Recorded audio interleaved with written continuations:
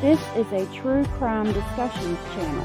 We speculate. This is all just speculation. Because it's true crime, it's for mature audiences only. There will be no children allowed, no exceptions. Everything on this channel falls under fair use. Please remember to like, comment, subscribe, and share. It's free. Hey y'all, it's good to see you today. Welcome. I think Wonderlusting got a membership gifted. That's super cool. Welcome to the Speculating family.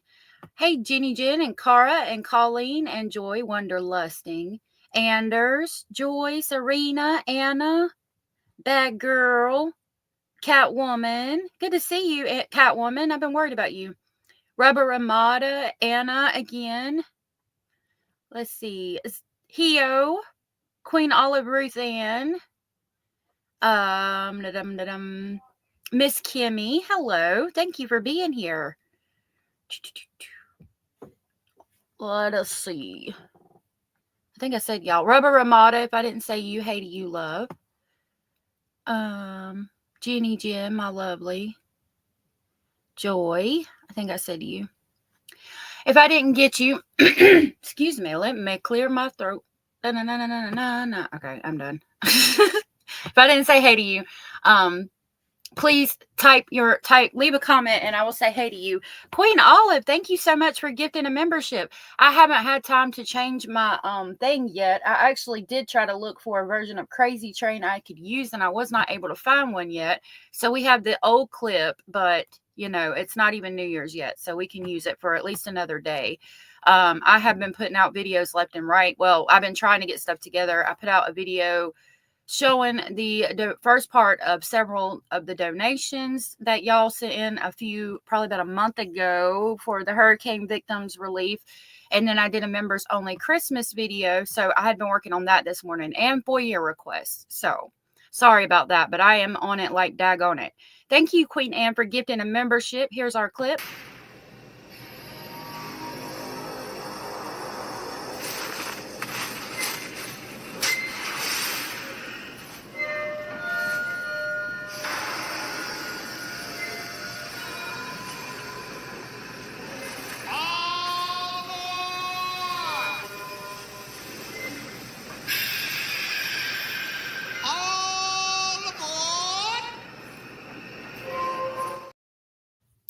You know, if I get it, I'm doing my best to switch that one out, but I reckon we could use it until New Year's at the very least.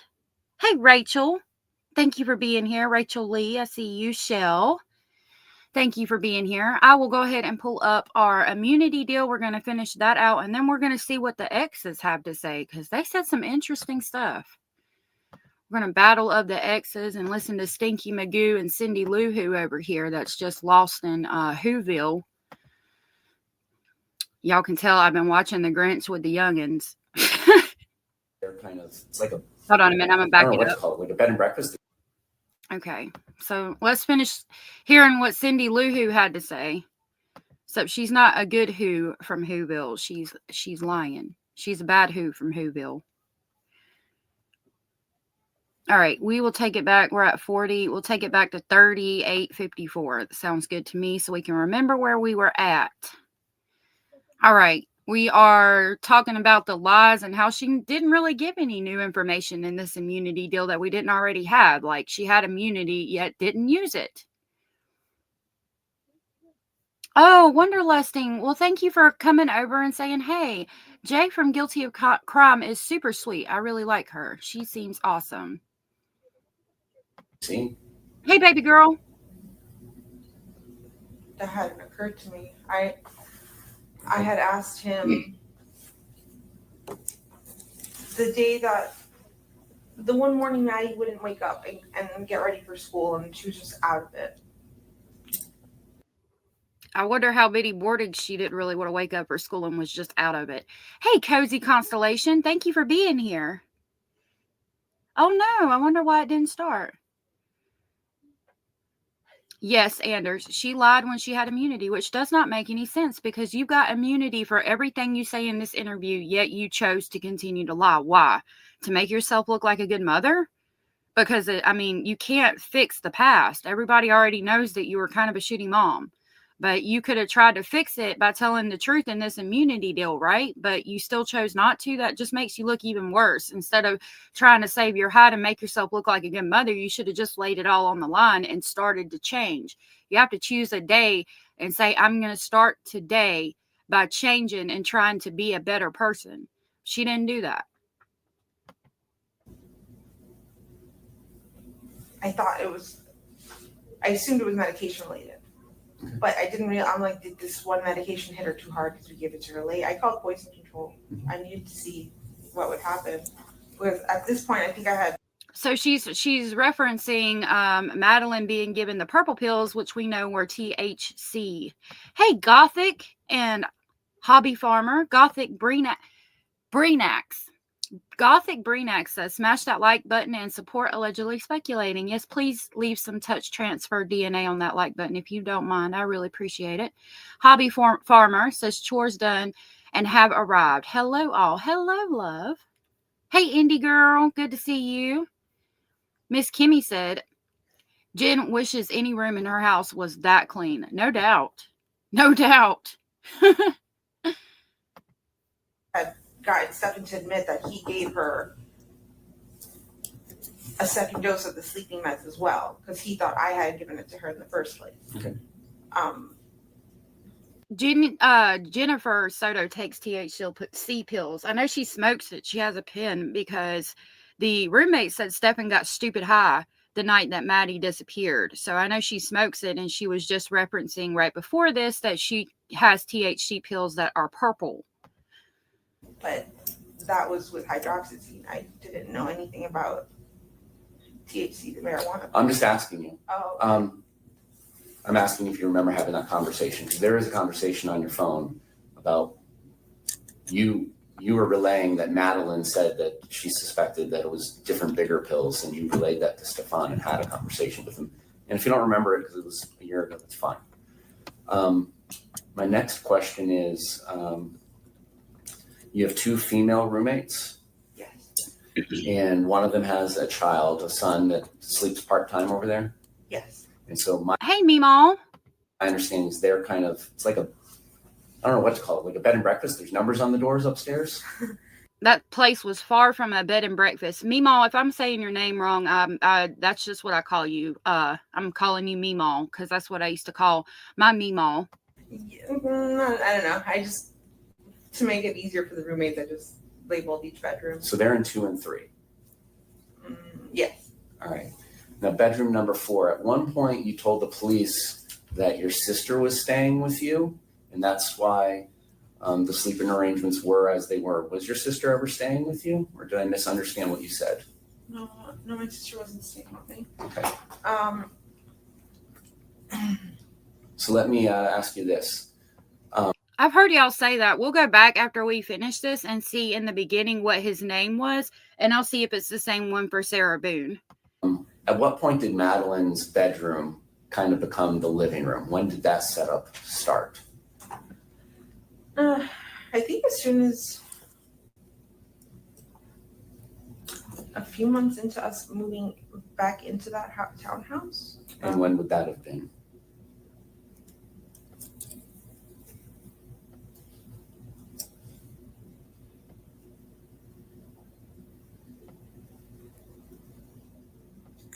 The long pauses. Got to remember the script. I just dropped the link if anybody wants to come up on panel today. And we've got our Inspector BS smelling out the BS. Let's see, June of...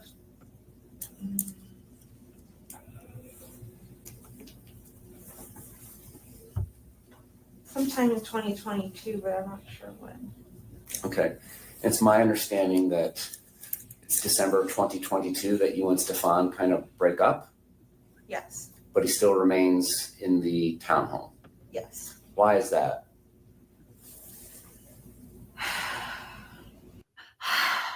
Can't stand it. Meemaw said, I so love your show. She is a mess. Jen Soto, her daughter is dead. Who cares about anything other than that? She needs to tell the truth, in my opinion. She has to remember the lie, right? Marilyn, hey Marilyn, good to see you, said it is William J., prosecutor for Sarah Boone. Thank you for that. I appreciate that. So Marilyn says that it is the same prosecutor. So even though you're broken up, I still considered him one of my best friends.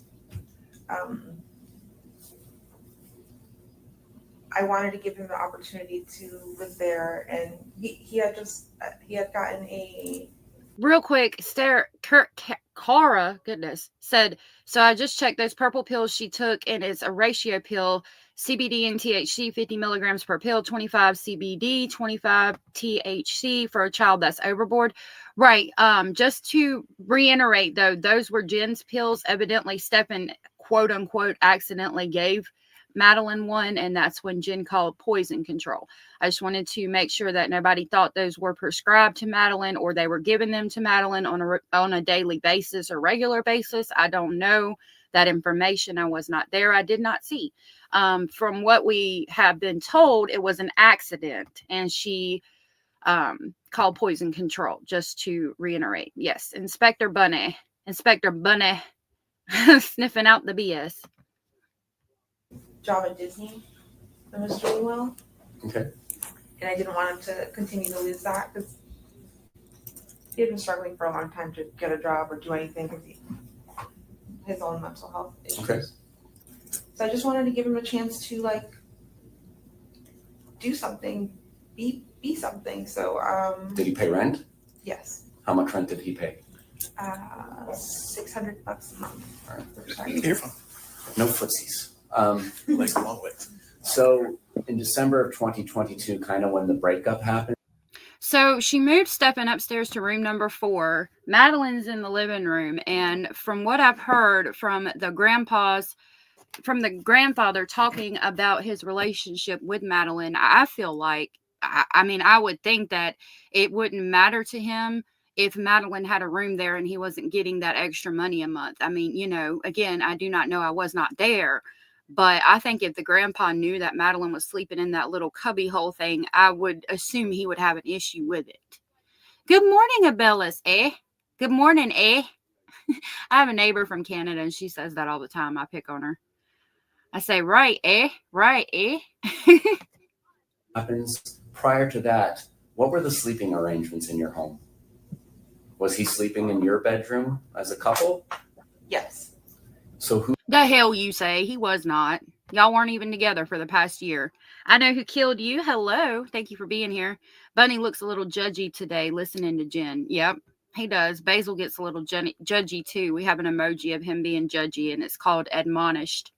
They're not sleeping in the same room because they broke up and hadn't been together in over a year. Again, like I said yesterday, I think that Jen never saw Madeline that night because it was normal for them to go upstairs and sleep in the room together, because I feel like, allegedly speculating, they were in a relationship. Jen was like the mother bear and they were her 2 cubs, Stephen and Madeline, unfortunately. Hey, Sarah, if I didn't say hey to you. Hey, okay, Boomer.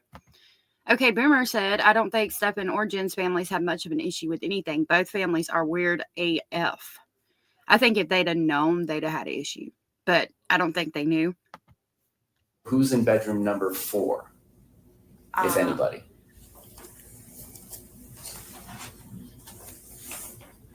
I think that room remained empty for a while. For a little bit, there was another roommate there, but it remained empty for the most part. And were your female roommates already there in 2 and 3? Yes. Why doesn't Madeline have that bedroom 4? I wanted her to have bedroom 4, but my dad really wanted rent. That whole unit that I live in is owned by my father. Okay. I disagree. I think if Juan had known Madeline, like I said, was sleeping there, he would have said, it's okay. But again, I wasn't there. I don't know. That's just my speculation. So let me ask you this. Do you pay your father anything to live there, or does he? Hey, Eddie, I didn't even see you in chat. How are you doing today? I'm doing all right. I was in chat I posted a comment saying hello, everyone. I'm sorry I didn't see you, love. Can you hear me? Yeah, I can hear you. You're good. You're good. Jen saw me. Good. My mods usually pick up. They're so sweet. Well, thank you for coming up today and hanging out. Yeah, Queen saw me too. Oh, good. Queen Oliver then. She's so sweet too. Yeah. Have you been doing okay? Yes. This case is driving me crazy. Yeah. I think it's driving a lot of us crazy because it just doesn't make sense. There's just no way, you know.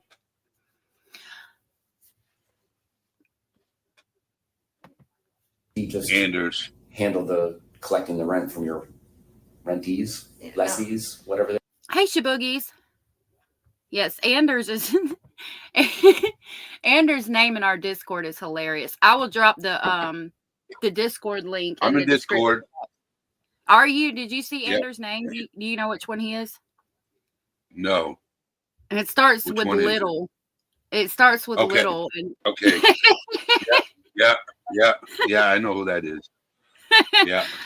I'm gonna drop the Discord link so y'all can come see. I can't say what it is on here. whatever they are. Hey, I Van. pay him rent as well. Okay. What do you pay for the rent? My portion of the rent was $400 a month. All right. And what do the two female roommates pay?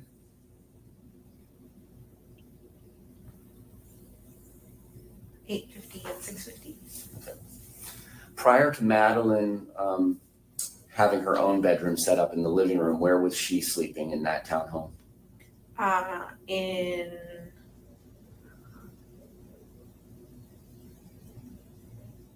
In my bed with me. Okay. And this is during a time frame when you were together with Stefan. So is it the three of you every night? Well, when we had first moved in, it was just me and Maddie. So it was just me and her on the bed. Then I think we eventually got her own bedroom. Stefan moves in eventually, and then at that point, it does become the three of us on the bed. Okay. So Madeline's 12, and she has her own That's bedroom. disgusting. How often is she sleeping in her own bed? Disgusting. It absolutely is. I don't. Never in my life would I have ever done anything like that. That's so disgusting. It is. It's so disgusting. Yep. That's disturbing. It is. I dropped the Discord link in the description box. It's still not letting me access my lives while I'm live, so I can't pin the comment, but it is in the description box if anybody wants to join. Kathy Reeves, hello, and thank you for being here, said Juan wanted rent, but I don't think he expected it at the expense of Maddie. That was on Jen because she and Stefan wouldn't work. Absolutely. Thank you for sharing that. Gothic said, according to Jen, she got lots of gifts and lots of money and was super happy. Jen wouldn't admit she didn't get Maddie anything, so Maddie's best friend told detectives about Maddie being upset. That's very possible, referencing the birthday party. Cars at a corner in a room isn't a bedroom, Jen. Absolutely. Even in, like, I've been in situations where we've had one bedroom and children in the house, and we slept in the living room. We made a pallet, me and the person I was with, or the father at the time, would make a pallet on the floor, or we got a pull-out couch and slept in the living room, and the kids had the bedroom, because that way they could have their toys and all their things in there, and that's how we did it. So, I mean, again, and even if you weren't going to do that, like we've stated before, she could have put a queen size bed in her room and then had a twin size bed for Madeline in her room and kept Madeline in there where she had a bedroom. Now, when it comes to Stefan, I mean, she could have put her upstairs. I don't know. She could have figured it out. Like, if they were being together in a relationship, you definitely don't want the child in there, but something else could have been done, in my opinion.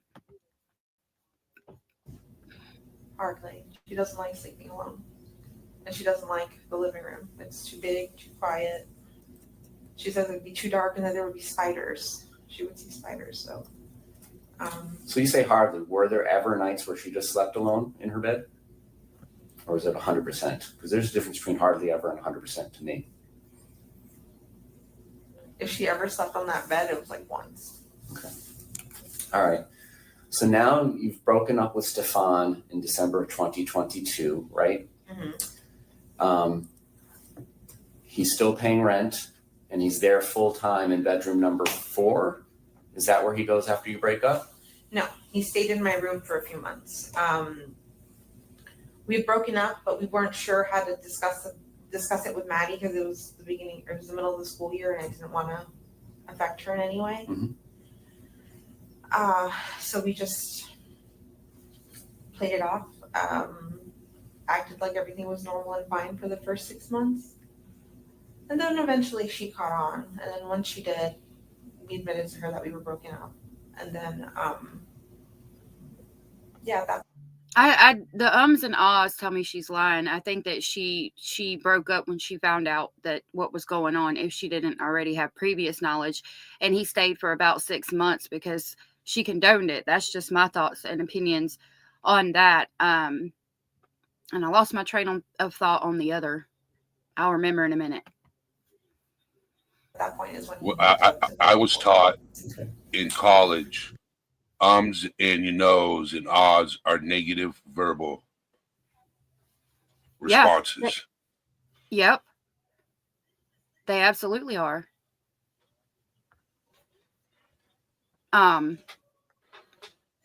Yeah, and we should train ourselves not to talk like that, but it seems like a telltale sign of what she does when she lies. And once he moved up to bedroom 4, were there instances where Madeline would sleep alone upstairs with him?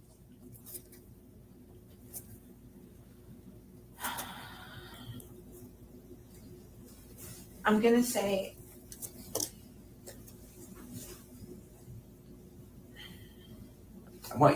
I'm going to say what you want me to say.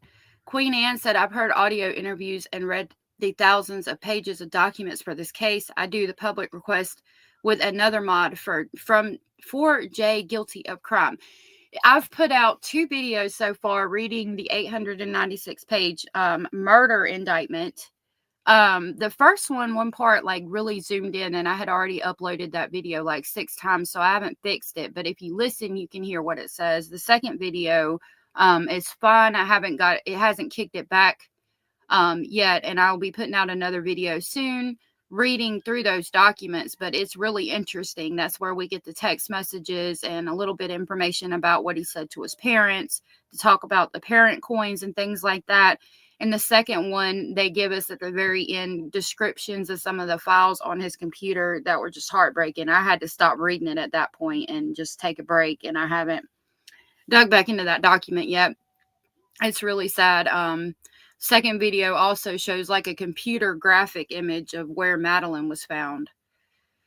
Zan says, I hate her. I'm going to say, I want to say BS because I'm going to say what you want me to say. I want to say what you want me to say. That's not the truth.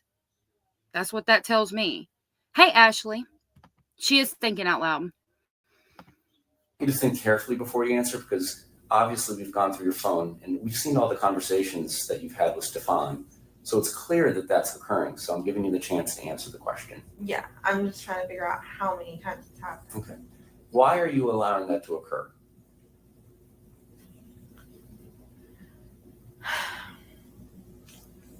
I saw Stefan as someone that I completely trusted with my life, my child's life.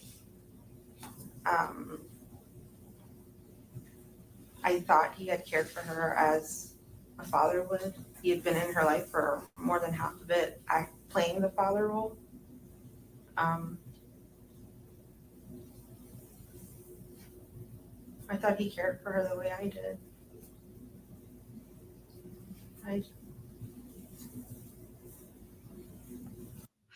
Gothic said, I think Jen and Stefan made a pact and came up with a story to keep their facts the same to tell police. And when we recall back to the video interrogation we saw of Jen, when the detectives asked her what they talked about in that car for 4 hours, and she says they talked about nothing, I think that's when they came up with the pact. I think, personally, me allegedly speculating, I think they came up with the story they were going to say, made sure they had their facts straight, make sure they had everything right. I think they decided then that if Stefan had not committed the crime, that he was going to go down for it because of the CSA images, and he felt guilty about it. And I'm not excited, but I'm interested is a better word, to see what happens when this goes to court. I want to see if he's going to flip on Jen because I think it's possible.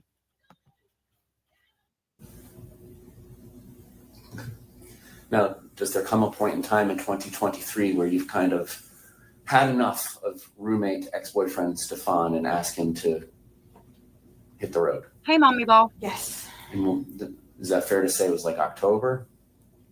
Hey, sweet Melissa. Maybe like the end of October, because then I gave him all of November and told him he had to be out by December 1st, kind of thing.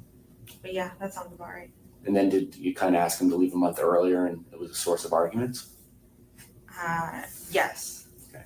So now at this point in time when he's being asked to leave, have you had any conversation with Maddie that mommy isn't together with Stefan anymore and this is kind of the ways of the world? Do you have that conversation with her? She had, by June, she figured it out already, so she knew we weren't together or anything like that. So she, by December, yeah, she had already known he was leaving, and Okay. but that was okay. Why is he coming back to visit after he's out?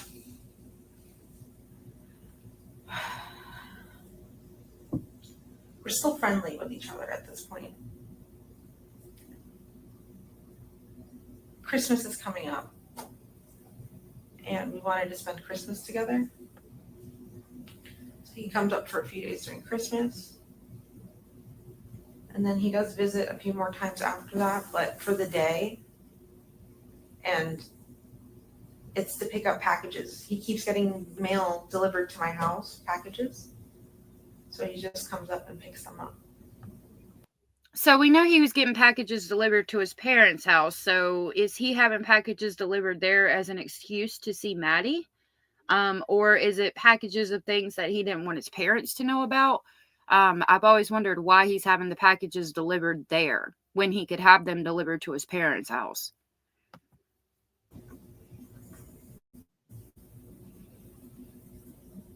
Me too, Shabuggy. And when he comes to visit after he's been kind of kicked out, is he paying rent or how is this working? Or is he just coming to visit? He's just coming to visit. Is your father making any arrangements to rent bedroom number 4? Because this is his income that he's losing. Yeah, we had it. We had like an ad posted to see if we can get any renters. So this whole time, there's been nobody in room number 4 except for possibly one person for a short period of time. And it's after Stefan leaves that they're posting ads to get money for that room. So if one had not been getting the income from that room this whole entire time, and Maddie had been in the living room this whole entire time, it doesn't make sense. Like, even if you had to collect rent for the room, why wouldn't you just put Maddie up there until you found somebody to go in the room? It still doesn't make sense that she's in the living room in her little quote-unquote nook. Hey, Miss Holmes, you are not late. You got here right when you were supposed to be here, honey. Gothic said he's stealing money from his parents, so he was likely not wanting them to ask questions because he was ordering toys and Tamagotchis from Japan and stuff like that. He absolutely was. Queen said, I'm walking around and listening. Zan said if Jen lied during her immunity interview and or if Ellie discovers evidence apart from the interview, she can be charged. I'm thinking they'll wait until after Stephenstein's trials. I'm hoping that's what it is. That's what Jay from Guilty of Crime says, that they're going to use her in the in the trial because she's a witness. We were trying to rent it out, but then we had to stop. And what happens if you ended up renting room number 4? Is Stefan going to still come up and visit you and sleep in your bed? I don't know. I hadn't even thought of it at that point. At one point, you told investigators that Stefan was quote unquote stuck down there until they could afford for him to come back. Were there plans for him to come back? We had discussed him coming back and living with me. We weren't sure if temporarily or like for me to help him out with the place for a little bit before he can find his own place and move out. Or we were also considering talking about living together as like a companionship. With my best friend who's helping me out with it. I don't think so. I think it was a companionship for Maddie, not you. child. Because you told investigators that a lot of the reason your relationship fizzled off with Stefan was that your antidepressants. It's redacted. You had moved on to other people, had you not?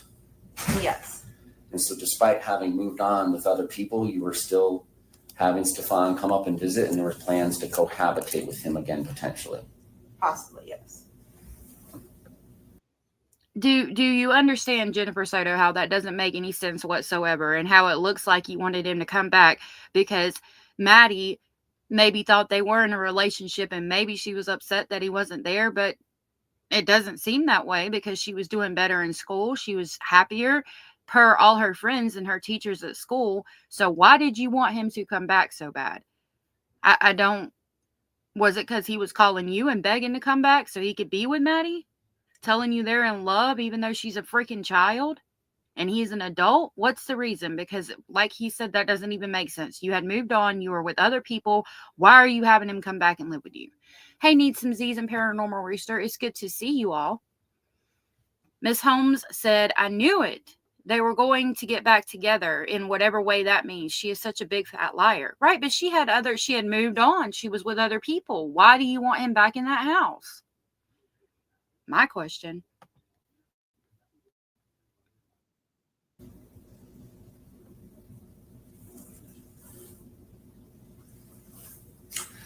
Maddie had the opportunity to go visit her biological father in the fall out in Texas. Is that a yes? Yes. All right. Do you remember texting the biological father, hope nobody touches Maddie or tries shit or films her under the bathroom? You remember sending that text? No.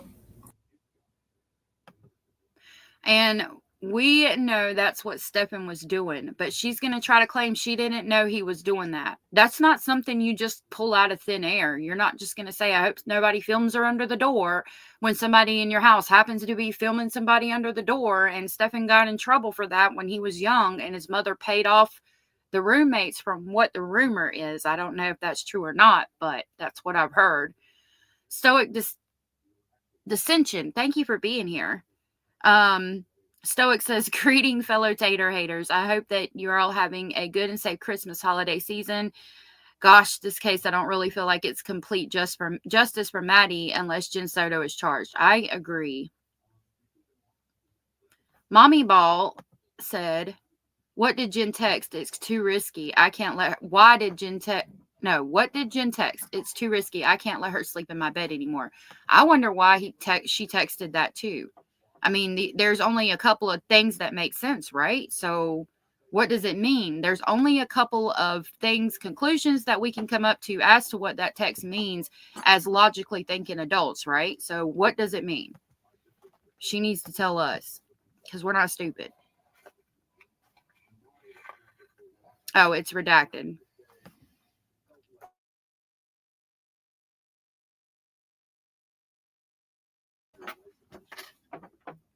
Hold on, it's redacted. Orange County Sheriff's Office back in February? No. Because that seems like a very oddly specific thing to text the father. So you didn't know anything about what was going on filming underneath bathroom doors? No idea. I don't know why I would have texted them. Okay. June 16th of last year, about 9:30 p.m. Oh. It's oddly specific. Just like her talking about a body being in the truck is oddly specific, right? Need Some Z said, I'm pretty sure we know what it means. I'm pretty sure we do too. Hey, Darlene, if I didn't say hey to you. Queen said, I'm not going to Best Buy yet. My stepson's coming over for his Christmas present. That is so sweet. I hope that you have a good time with him. Carr said, I think the state will charge Jim with something. They still have that giant mark on them with Casey Anthony. Yep, I said, hold on just a minute. Yeah, that Casey Anthony case was disturbing. Okay. It was. It really was. Danny the nanny. Yep.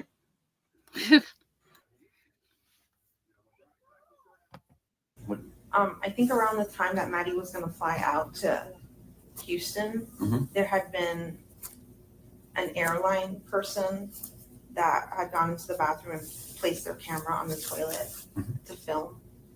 And I remember thinking, I don't want Maddie, I'm afraid of Maddie being alone on a plane because what if an attendant does that to her? It's like, hold on, let me fix something in the bathroom.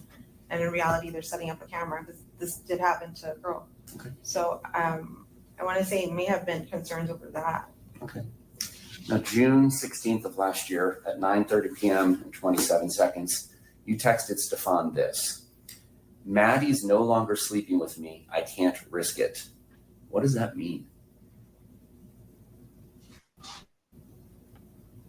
Think quick, Jen. Think quick. What's your lie?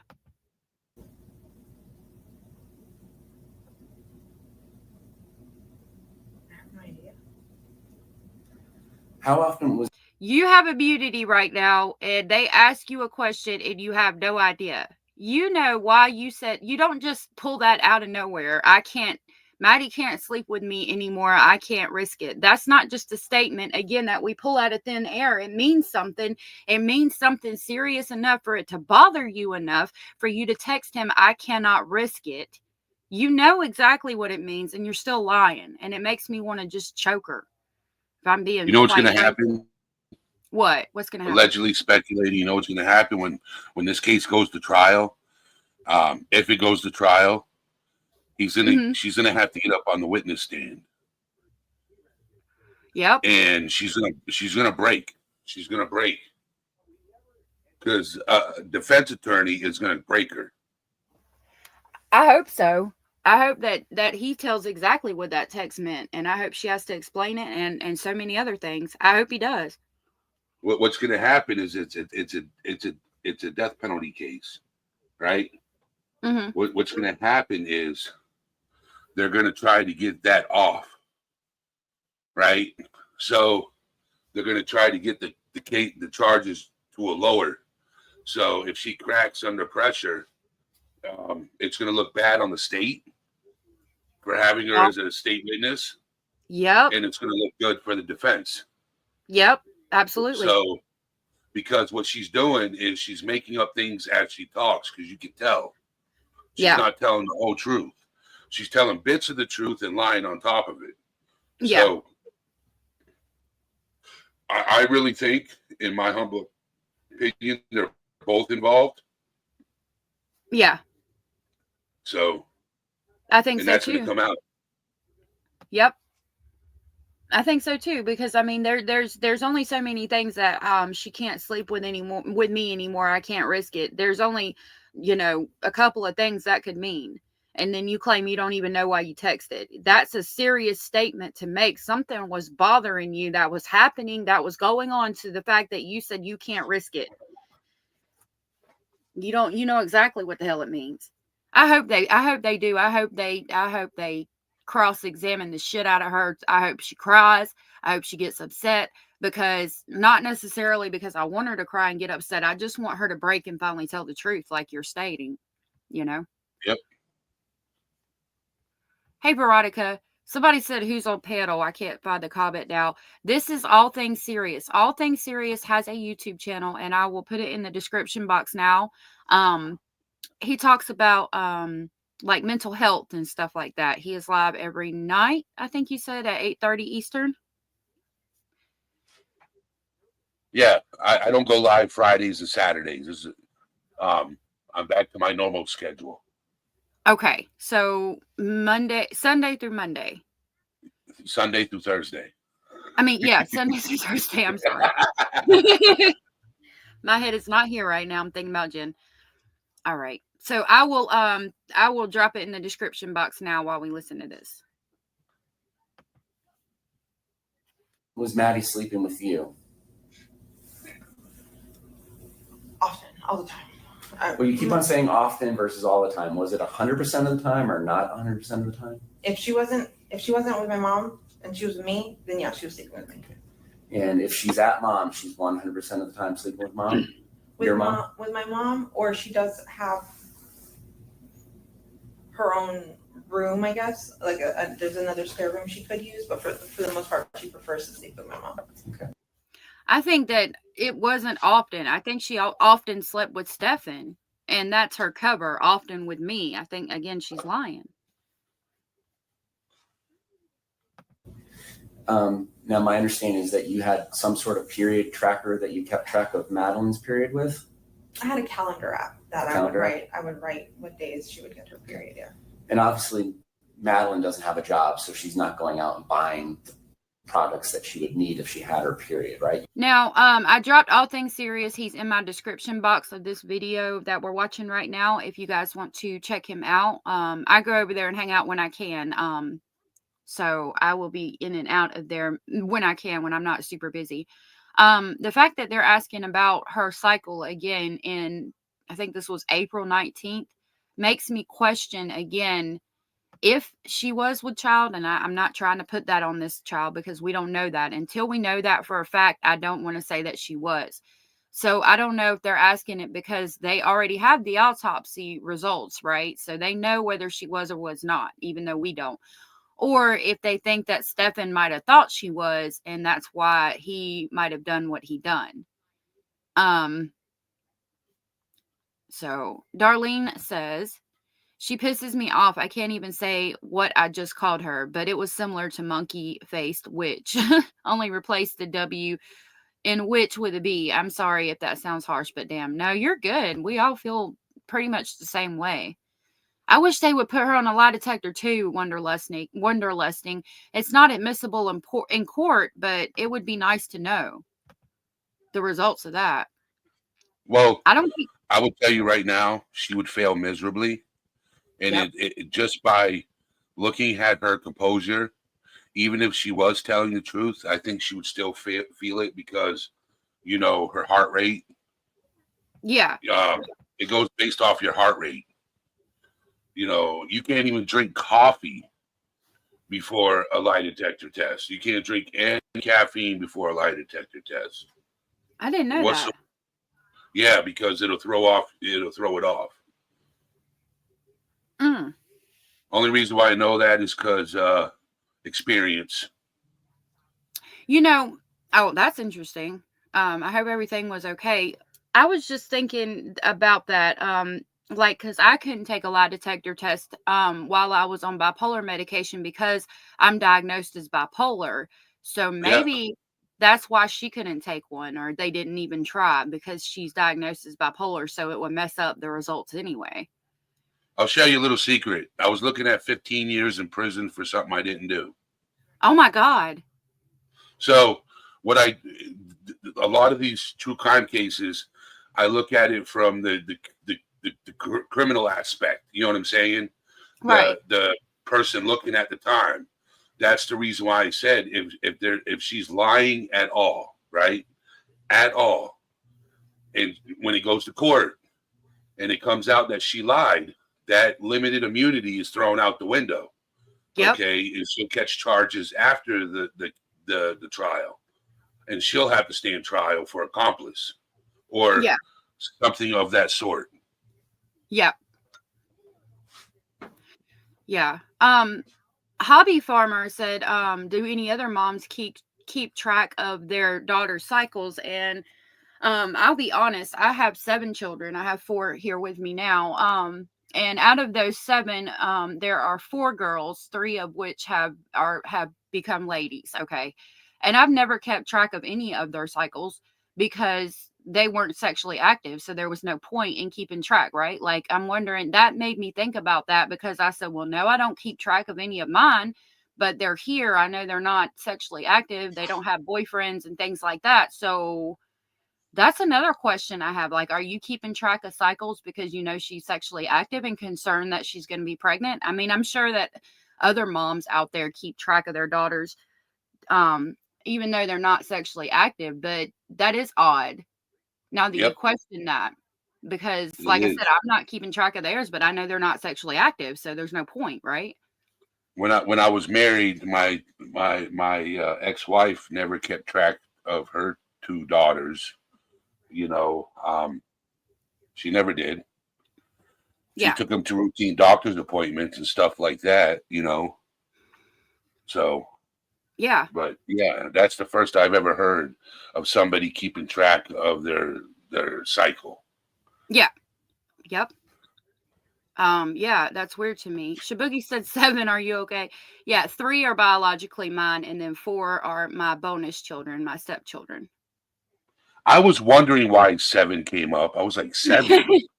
Yeah, I stopped after 3, but I have 4 bonus children. I call them bonus children, but I pretty I'm much. sorry to hear that. That's a headache. You probably got a head full of gray hair right now.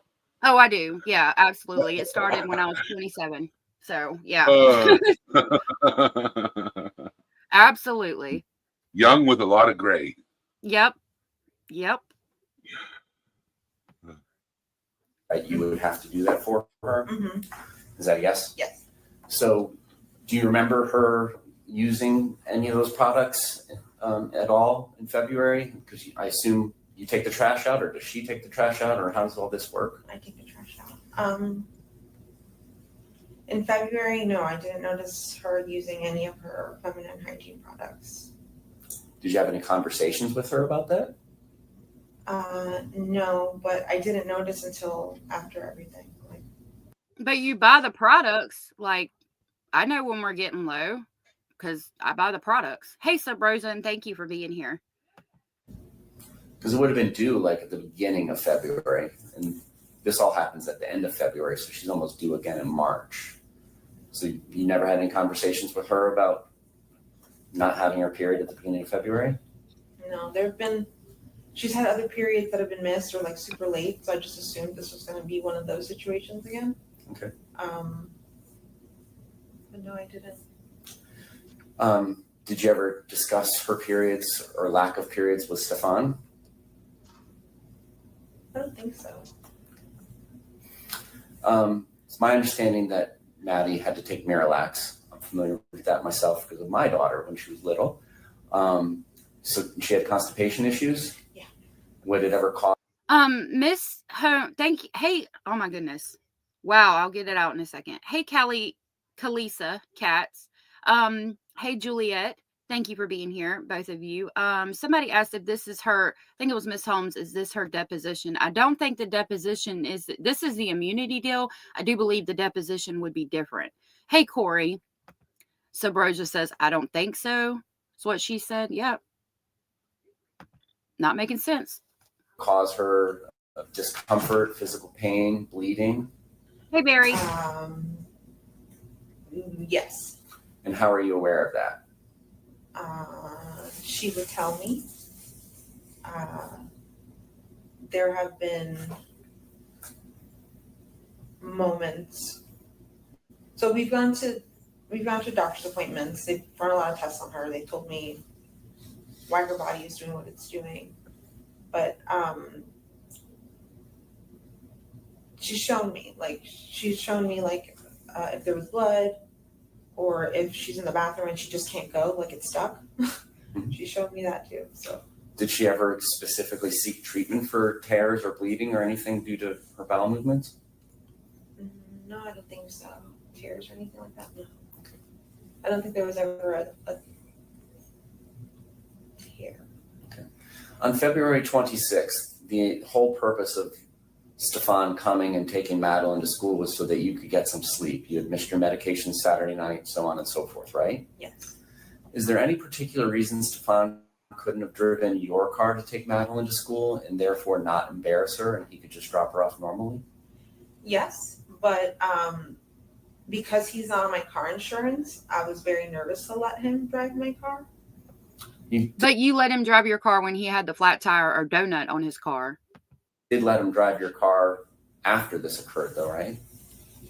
Yes, but he was very insistent because he wanted to go look for Maddie and he had a spare on his car because he had a flat, so he couldn't drive his car. So he just really wanted to go out. So I just let him, but I wasn't comfortable with it. During your previous interviews, and you did it once today, you kind of interchanged I, we, or Stefan dropping Madeline off at school. Did you see Madeline at all on February 26th, 2024, that Monday? No. Do you know anything about how she died? No. Did Stefan tell you anything about how she died? No. Did Stefan tell She gets real low and barely speaks. Yet she knew Madeline was in the trunk because she suggested it. She knew there wasn't a mess upstairs, so she thought he choked her after he drugged her. I honestly think the whole fucking thing, I can't risk it, Madeline sleeping with me, had to do with drugs. Her being drugged and pictures or something happening. I hate to put it like that, and I apologize for the trigger warning, but I definitely think she knew too, Rubber.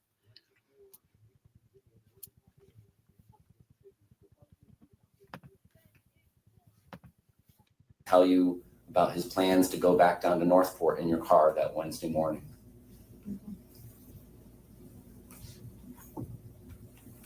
Got any questions, Mark? I'm getting close. I'm going to jump through because I was making notes as we were going on. So how frequently did Stefan come up here after he moved back to Northport? I'm going to say How many times total do you think he came back here? 2 to 3 times. Do you You remember see the if those change were in her around tone? specific dates? Yes, I do. You She notice gets real the angry. last, Yeah. the last few questions, she was quiet, like whispering it. Mm-hmm. And then now her tone raises. Yep. She mumbles when she lies, and then when she's telling the truth, she gets animated because she's happy she doesn't have to lie anymore. Yep. Mary said, why was Jen babying her and letting her still sleep with her at 12? And why was she letting her sleep in the middle of Jen and Stefan, right? I think that's the question we all have. It is. Disgusting. And it's good to hear that coming from a man's perspective, because there's a lot of women over here. All of us women are like, if our children were sleeping. I didn't even let my baby, when my son was little, sleep in the same room. Right. Because there's adult activities. Yeah. Okay? Yeah. That's the reason why, the baby has their own room. You put a baby monitor in there with a camera and the sound system. So if the baby cries or anything, you hear it, go in there and take care of the situation. Right. Now, I did sleep with my kids when they were small, but not every night, just if they had a nightmare. But, if they slept in the bed with me, I was by myself. My husband or, their father usually would go sleep on the couch or something like that. And like a couple of people have said, and there was definitely no adult time going on. When they're sleeping in there with you every single night, you mean to tell me you never have adult time? I mean, that's just disgusting, like you said. It is. It is. It is disgusting. Hey, Edith. I mean, we all have so many questions. One was like the week of Christmas.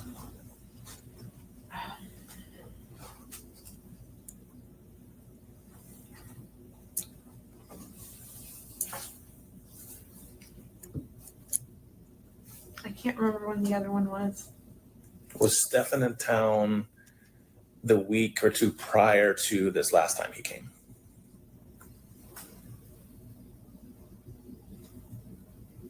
I don't remember. It's possible, but I don't remember. Everything is becoming a blur. Do you remember sending him a text message asking if he can babysit Maddie while you go have lunch with your friend? This was a few weeks before. You remember if you asked him to come or not? You remember everything from that day. Don't even. It's all a blur. That's what they both say too so much. It's all a blur. My medication, I can't remember. Oh my God.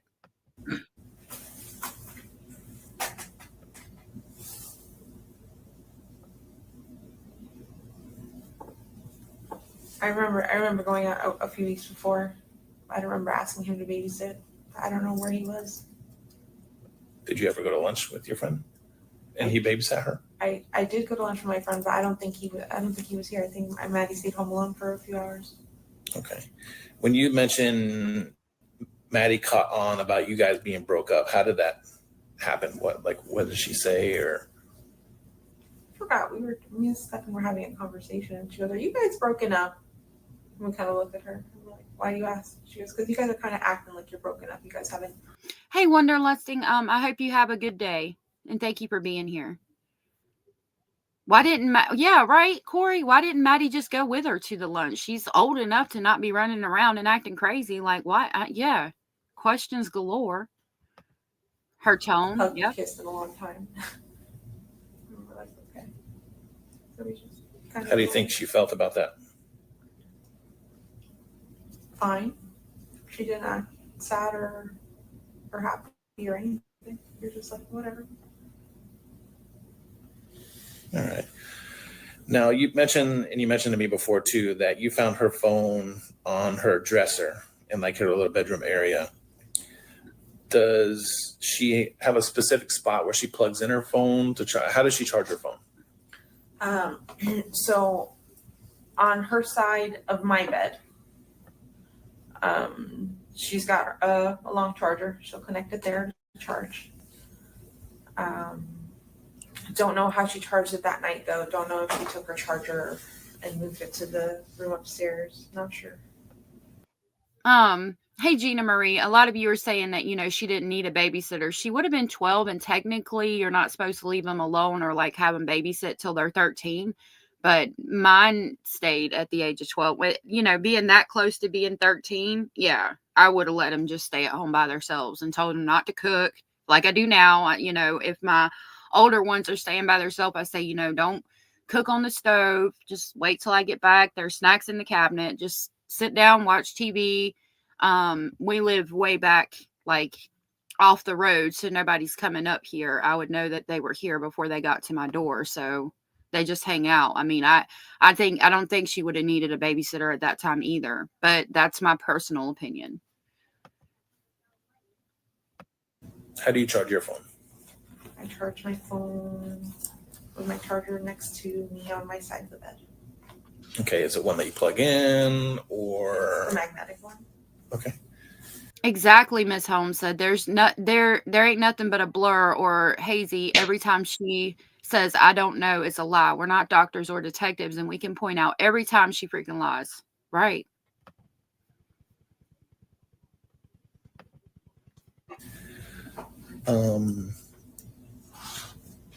Now, when you go to bed at night, is there any kind of routine that you do with your phone? If you're texting, looking on TikTok or whatever, and you go to bed, you just set your phone down and go to sleep, or what's that routine like? I'll TikTok until I start dozing off, and then I'll put my phone on the charger, make sure my alarm's on, and then just lay down, close my eyes, and hope not to think of too much, just fall asleep.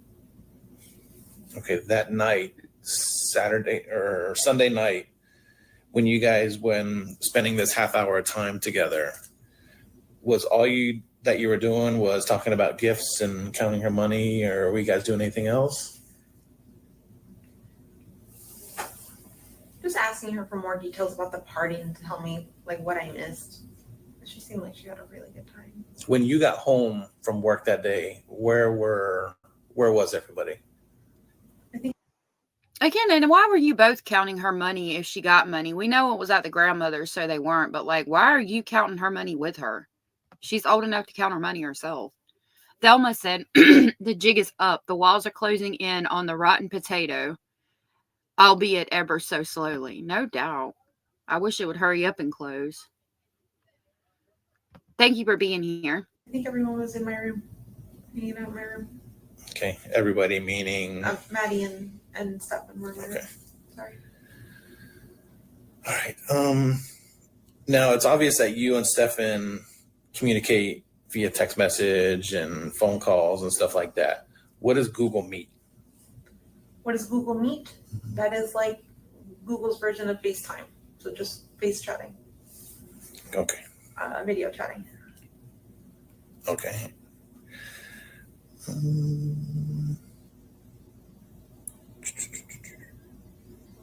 When her birthday party was planned, was this planned before you got your job or after? The birthday party? Mm-hmm. I think it was planned before. Because once I saw my schedule and I saw that it was during a training day, and Hey, Toxic Orchid, thank you for being here. Somebody just pointed out, look at all these members in chat. And there are a lot of members in chat. Thank you, guys. There's they gift a lot over here, so make sure you have your gifts turned on. Hey, Griselda. Miss Holmes said no, she didn't have a great time. She was very upset, and that a lot of people didn't come to the party, and she didn't get many gifts. She absolutely was, and she's still continuing to lie. I wonder if 350 is what she gave Jen, what Stefan gave Jen to spend the night. Oh, what a question! That is a question. Something that makes me ponder. I do wonder that. I wonder if Jen said, "Well, I've got an appointment, a Botox appointment. So if you're going to come spend the night, you're going to pay me $350." I wonder. I hope not. Jesus, Lord Jesus, I hope not. But it's possible. Very possible. Disgusting. If he paid her to spend the night, he paid her for something else. Right. Yeah. Yeah, that's what I'm referencing without trying to say it like that. But it's a question that I now have. That's my opinion. That's Yeah. my opinion, allegedly. Yeah. I'm wondering that myself. Okay, baby girl. I hope you have a good day, honey. Thank you for being here.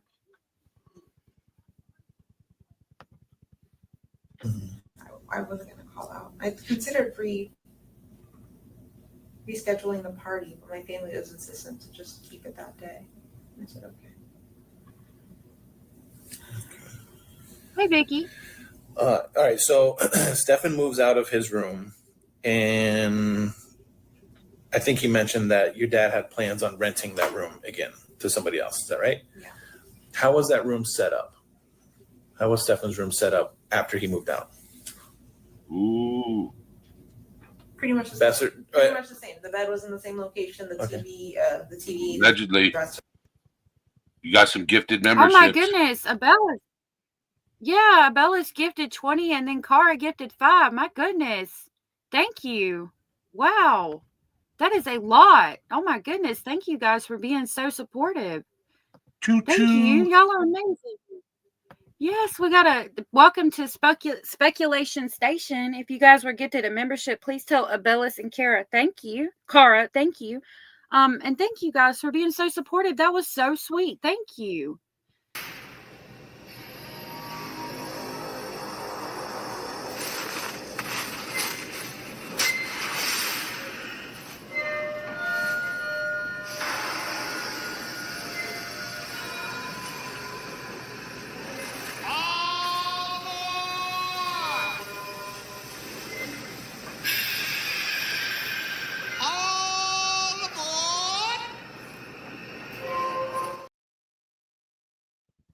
Thank you guys. That was so supportive. I had my ear down to my laptop trying to hear everything this witch says.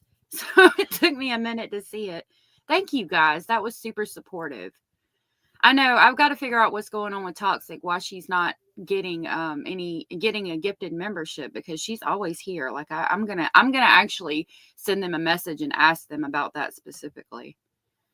Veronica said, I hope Jen never gets a good night's sleep, even if she takes a whole bottle of pills, right? I don't think she deserves to. I mean, I try to be considerate because she is a victim. But even if you are a victim in this case of severe manipulation, there's no way you can't tell me that you never benefited from it. Number one, with the money that I think they were making when I take into consideration the storage room setup. And you can't tell me that you didn't know, can't tell me at one point that you didn't condone it. And even if, let's say, God forbid, but let's just play this synonym out.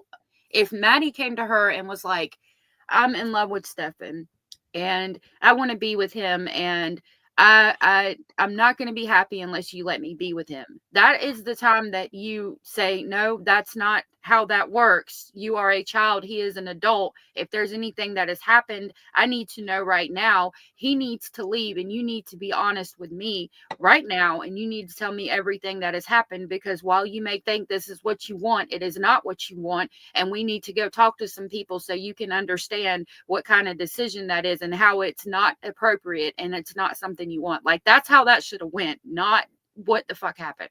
Regardless, I can't. You know, when this case first happened, I'll be honest, I truly thought that Jen's was manipulated and brainwashed into things. And then I started hearing her speak. And then I'm like, Yeah. my opinion's wrong. Right. Yeah. At first, you look at it from the when cases happen, I look at it from the other point of view, the not so like my point of view is sometimes frowned upon because I look at it from the criminal aspect. You know what I'm saying? Right. So at the very beginning of this case, I'm like, I feel bad for her at first. And then when she started doing interviews and I listened to her talk and how she communicates, I'm like, yeah, she's not so innocent either. Right. And I think we all wanted to think that she was manipulated or a victim in this and she didn't know anything because that's how that goes, right? Most of the time the parent doesn't know. But then you hear her Correct. talk, like you said, and it's just like, there's no freaking way. There's no way. There's no way she didn't know what was going on with her daughter. I am Right. pretty sure, in my opinion, that something had to have been said. Yeah. You can't, Something had to have been said, and Stefan heard about it. And you that's can't, when, yeah, you can't even fake if you're in let's say that you're in a house with like 3 other female roommates or male roommates. Let's say that you're in a house with 3 male roommates. I'm in a house with 3 other female roommates, and one of their boyfriends or girlfriends is messing with one of your roommates. Like, let's say I'll do it for me. Let's say I'm in a house, I have 3 female roommates and I have a boyfriend. Okay, but I don't know that he's cheating on me with one of my female roommates. I'm going to start noticing the way they look at each other, the way they flirt with each other, the way yep, they talk to yep, each other. There's little things you will pick up on. They cannot hide it. You can't hide it. I yep. don't care. It's just not possible. Edith, thank you for becoming a member. Sarah gave me a thing I've got to put up, but yeah, going back to the thing that she was saying, yeah, that's when you play that song, Hell No. When Maddie, with all that stuff going on, didn't work Yep. quite like he wanted to. But yeah, that's a hell no situation, and that's a call the police, get some help, something. I need that soundboard. I download it and I make it my media assets. I need to do that for that song. She sent me one where a turkey's chasing somebody and it sings that song, and I need to get that on here because that would have been the perfect time to play that. Yep. Thank you, Edith, for becoming a member. That was super sweet of you, and I really appreciate you becoming a member. Thank you so much. She said in chat that she was new here and she enjoyed the channel. Oh, yeah. I'm glad you enjoy it here.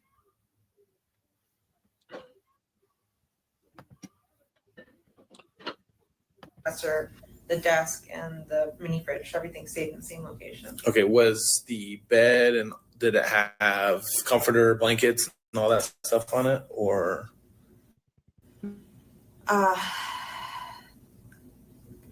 When he moved out, everything was empty. There was a mattress protector cover on it. Mm-hmm.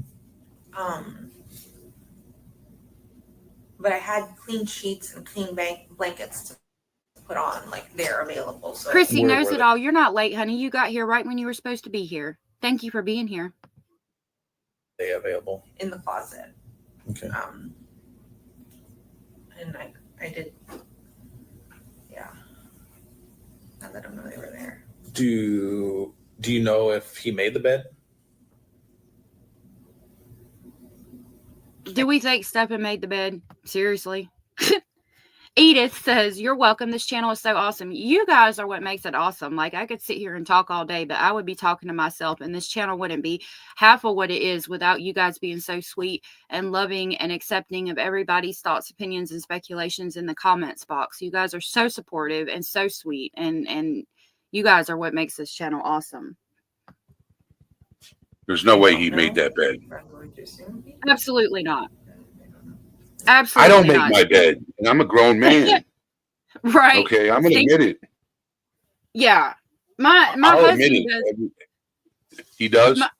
Yeah, but it's because Basil, like, we have a blanket on top of our bed that we put on during the day because Basil will get up here and mess around and stuff. So it's because we have to throw that blanket over top. Like if we didn't have to put the blanket over top for Basil to be able to get up here during the day, he wouldn't make the bed either. And Stinky Magoo damn sure ain't making it. So I know Stinky Magoo ain't making the bed. He ain't even washing his own arse. So What did the blankets look like that would be used to make that bed? They would be white cotton linen sheets with, they're white, but they're white stripes, different shades of white. So white stripes going down it. That was a fitted cover, then a sheet, and then the pillowcases. And should have been like a warm blanket in the closet somewhere. The same color? Veronica, no, Gothic said, are members able to post links in chat? Do they show up? They do not. Only mods can post links, but if you have a link you want to share, let me know what the link is and I'll try to pull it. Or they can drop it in the chat box if they can find it, or I'll put it in the description box. If you guys have channels, let people know and people from over here can go subscribe to you. You asked me, Shabugi said, do you think you'll cover John Bonet? The people following this case are driving me insane. I don't know. I talked about John Bonet a little bit, but they don't like me. It's okay. It's not that they don't like me talking about it. It's hard to pull information on that because the case is technically still open. I know Netflix did a documentary on it, but if I play anything from Netflix, I automatically get a copyright strike. TLC's the same. Like, they don't let you play anything at all. If I can pull information on her, I will. I'll try to submit a FOIA request, but they're going to probably tell me the case is still open until they find who did it and probably not give me much. I do have a case that I'm covering soon that's about a bunch of teenagers that killed a boy and like did horrific things, like, and it was a bunch of teenagers that I'm going to be putting information out as soon as I get that information back. Hey, Linda. Sorry. Jen wanted Stefan for herself, but Stefan was after doing what he did with Madeline. It's not good to take Adderall when you're pregnant. Maddie was pregnant. She stopped for 2 months. Who all knew she was pregnant? Jen and Stefan for sure. Jen for sure and Stefan. I don't know that she was pregnant. The parent coins make me question that. I think the friend said she did start her cycle after 2 weeks. We won't know without the autopsy report, and I don't want to put that on that child without knowing for a fact. Can we speculate that she was pregnant? Absolutely. And it is a question as far as motive for why he did what he did. I don't know though, but it's very possible motive, and that could be why she stop taking her medication. I don't understand why Jen ain't facing neglect charges, and that's what I don't understand. I don't either. Because at the very least she could, but if they're trying to get her to testify, then maybe you're just not charging her yet because they want her to think everything's good until after she testifies as a witness for the state and then going to do something. That's what I hope. She's gonna break on the stand. I'm telling you that. I hope she does though. Like, I mean, I really freaking do. Because if you're telling the truth, you're not gonna break. But if you're telling lies, that defense attorney is gonna read that whole report, listen to this interview, and is gonna break it apart. It's gonna destroy her. Yep. Yep, absolutely. Hey, Thomas, thank you for being here. Thomas said True Crime Rocket Science does the most John Bonet info. Thank you for that. Shaboogies, check out True Crime Rocket Science. They probably got some information on it. Okay. White or Maybe gray. okay. When you say there's pillowcases, how many pillows were on the bed?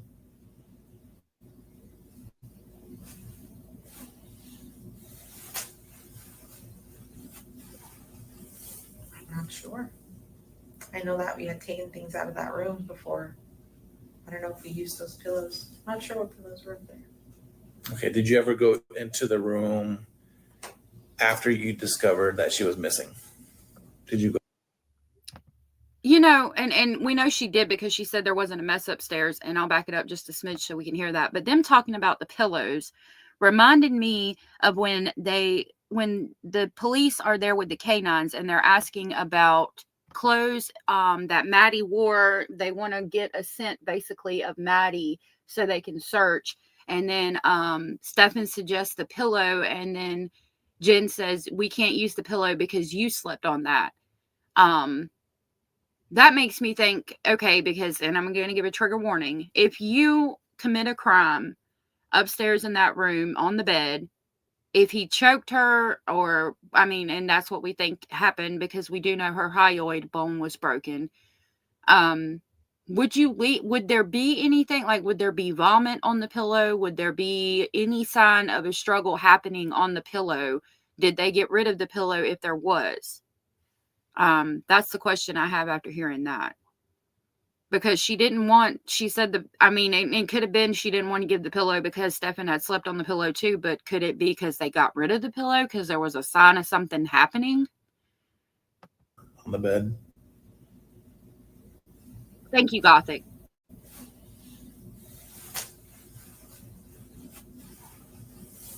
I'm not sure. I know that we had taken things out of that room before. I don't know if we used those pillows. I'm not sure what pillows were up there. Okay. Did you ever go into the room after you discovered that she was missing? Did you go upstairs to that bedroom? No. Okay.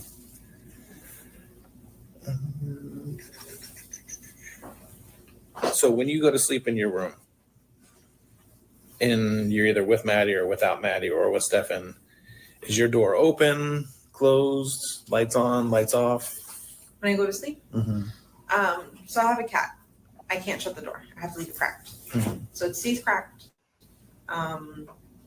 with a door stopper behind it so it doesn't open. Gothic, email it to me. My email is allegedly speculating, just like it's spelled, at gmail.com. And if you can email it to me, I can try to copy it and drop it in the description box, or I can post it in Discord and maybe my mods can drop it. Like I said, I can't drop things in my chat box, which really sucks because I have memberships to gift out and everything. I've got to figure it out. It doesn't open all the way because my cat will just knock it over. Yeah, but we sleep with the door cracked. Okay, lights on, lights off? Lights off with a YouTube video playing in the background, playing rain sounds. Okay, would the screen be illuminated, or is it something where a screen, like a phone, where the screen goes black and it still plays? It goes black, yeah. So. Okay. Do you remember it that night if you were listening to those YouTube videos, or? Probably was. I listen to it every night, so I probably was. Does it shut off automatically? Around like 4 or 5 a.m., but then I'll notice and I'll press play again. Okay. Is it fair to say that you're easily woken up, or no? By sounds like that, or?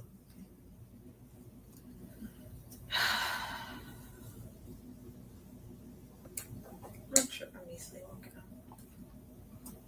You hear how she breathes? Yep. She if she says no, that's a lie. Because she just said when the rain sound stops, she wakes up and replays it again. Yep.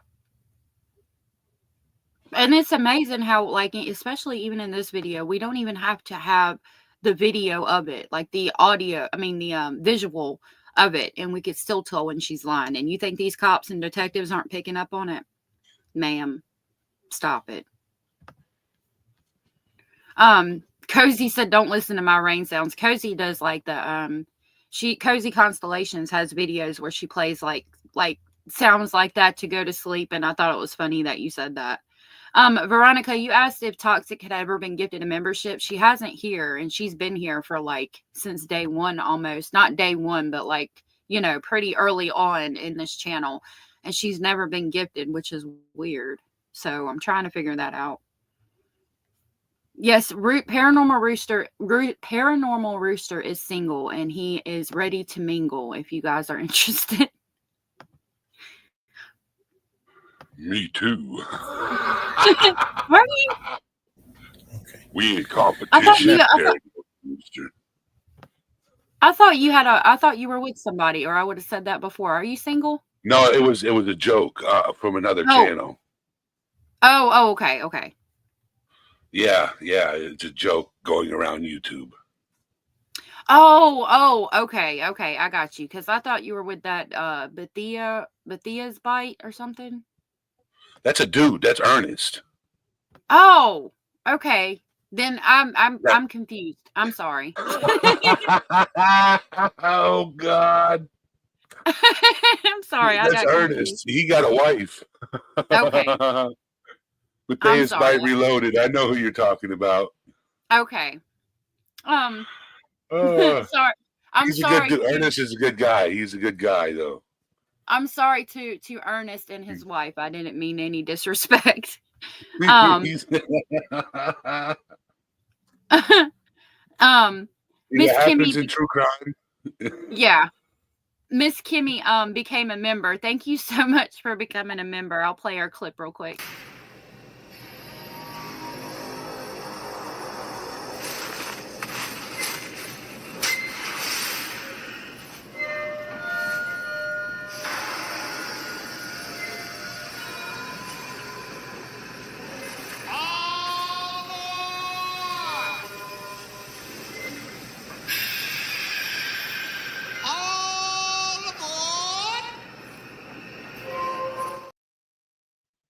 That was for Miss Kimmy and Edith. I didn't play it for Edith because we had just played it. And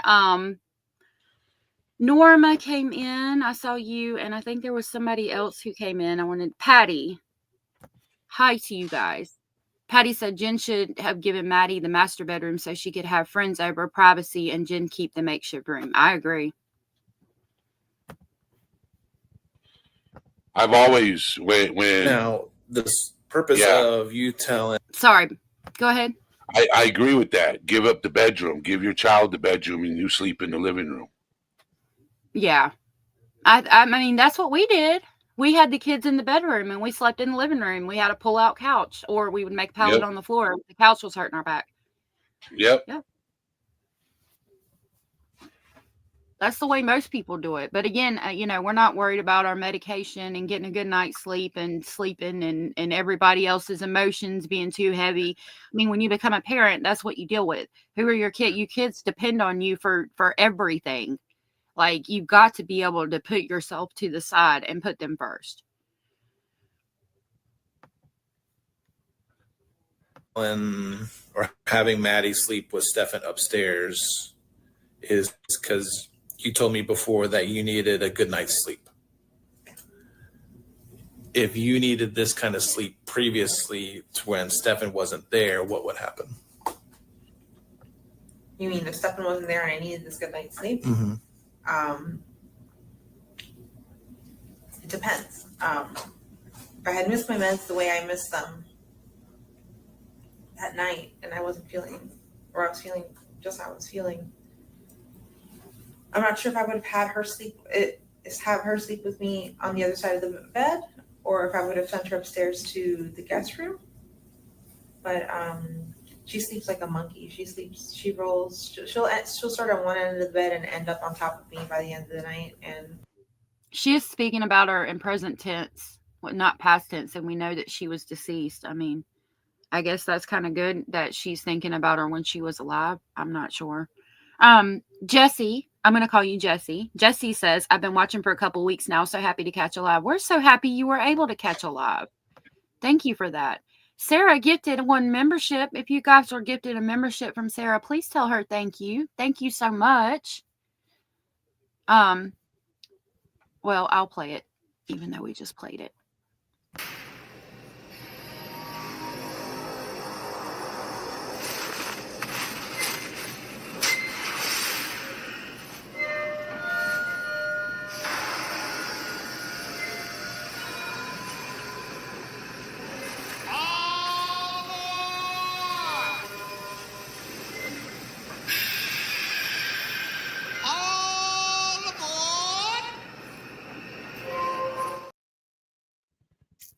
Thank You you so much. yeah, the meds situation. Mm-hmm. I need to know what meds she was taking. Um, I really need to know how many she was taking. she says it. It's either in the video interview or the beginning of this one, but I remember hearing it. And I can't remember. She says at least one of them, and I can't remember what it was. I remember it sounded like gabapentin, but it wasn't gabapentin. I don't think. Oh, Edith gifted one membership, and I didn't play it for Edith, so I am going to play it again because I didn't play it when she became a member. So we'll play this one for you, Edith. Thank you again, Sarah, and thank you, Edith. If you were gifted a membership from Edith, please tell her thank you. And thank you, Miss Kimmy, for becoming a member, and Cara and Abellis again from earlier.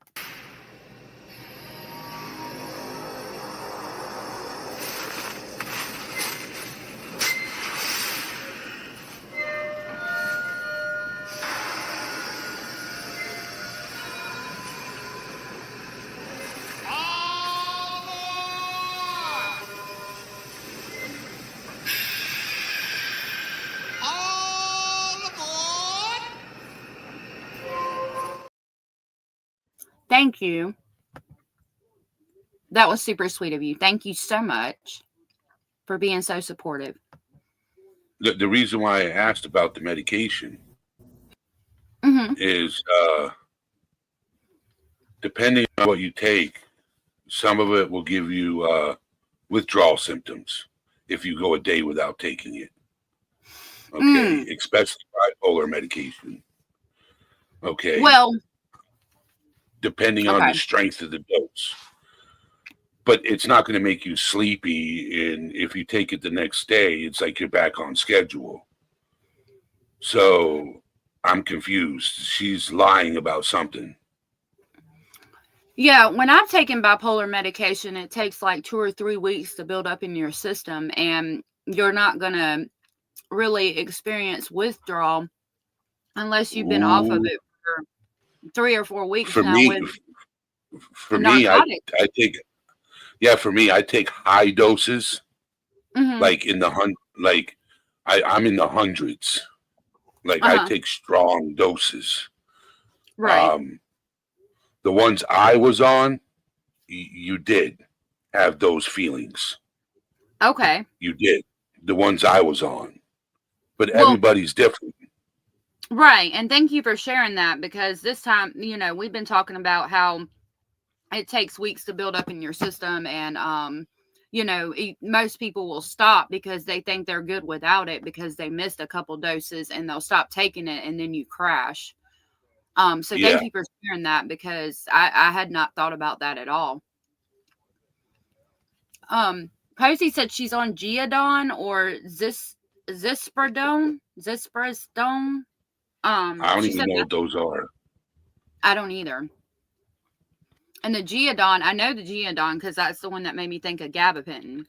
Julie said that she displays enthusiasm when discussing medication, and she absolutely does. The meds I take are very high doses. Yeah. So you would experience withdrawal. See, I would think like maybe if you missed a Xanax or a barbiturate or a narcotic of some kind, you would probably experience withdrawal. But I wouldn't think it would be on regular bipolar medication. So thank you for sharing that and letting us know. Because thinking about Jen in particular, she's probably on an extremely high dose, considering how she acts and talks about it. So that makes sense now, and I appreciate you saying that. But if she's drinking on her meds, they won't work. If she's what? If she's drinking on her meds, they won't work. Yeah. I don't know if she drinks. I would doubt it, but I don't know. Paranormal Rooster, I hope you have a good day, love. I see that you're leaving. Sarah, who works in a pharmacy, says that hold on, Sub Rosa told me how to say it. Let me go back up. Oh, now I can't find it. Zispradone. Okay. That word right there, she said, is generic Geodon. I don't I don't think even know what that is. I don't either. It is a bipolar medication. I've heard of it before, but I can't think of what exactly it is. I was on Depakote and She's a Trazodone. gymnast, I guess. Now, trazodone, I look at things from a criminal perspective as well, because I used to live a very different lifestyle, and I have unfortunately done some things in my past and got in trouble for it. And when I got in trouble, I would get trazodone prescribed so that I could sleep, because when I was in what I call adult timeout, I just wanted to sleep anyway. That stuff is crazy. It will knock you out. I had sleep paralysis. Like, I thought I was up walking around, and I was not. That stuff is, I'm scared of trazodone. Do you know it was made for pigs that had worms, and it was made as a basically a dewormer, and they found out that it was a really good antipsychotic medication. Yeah, Yeah. that's the medication. If you quit, I took 250 milligrams of that. Phew, good So God. when I missed a day of it, Mm-hmm. it was bad. It was bad. I will tell you that. Yeah. I have insomnia really bad.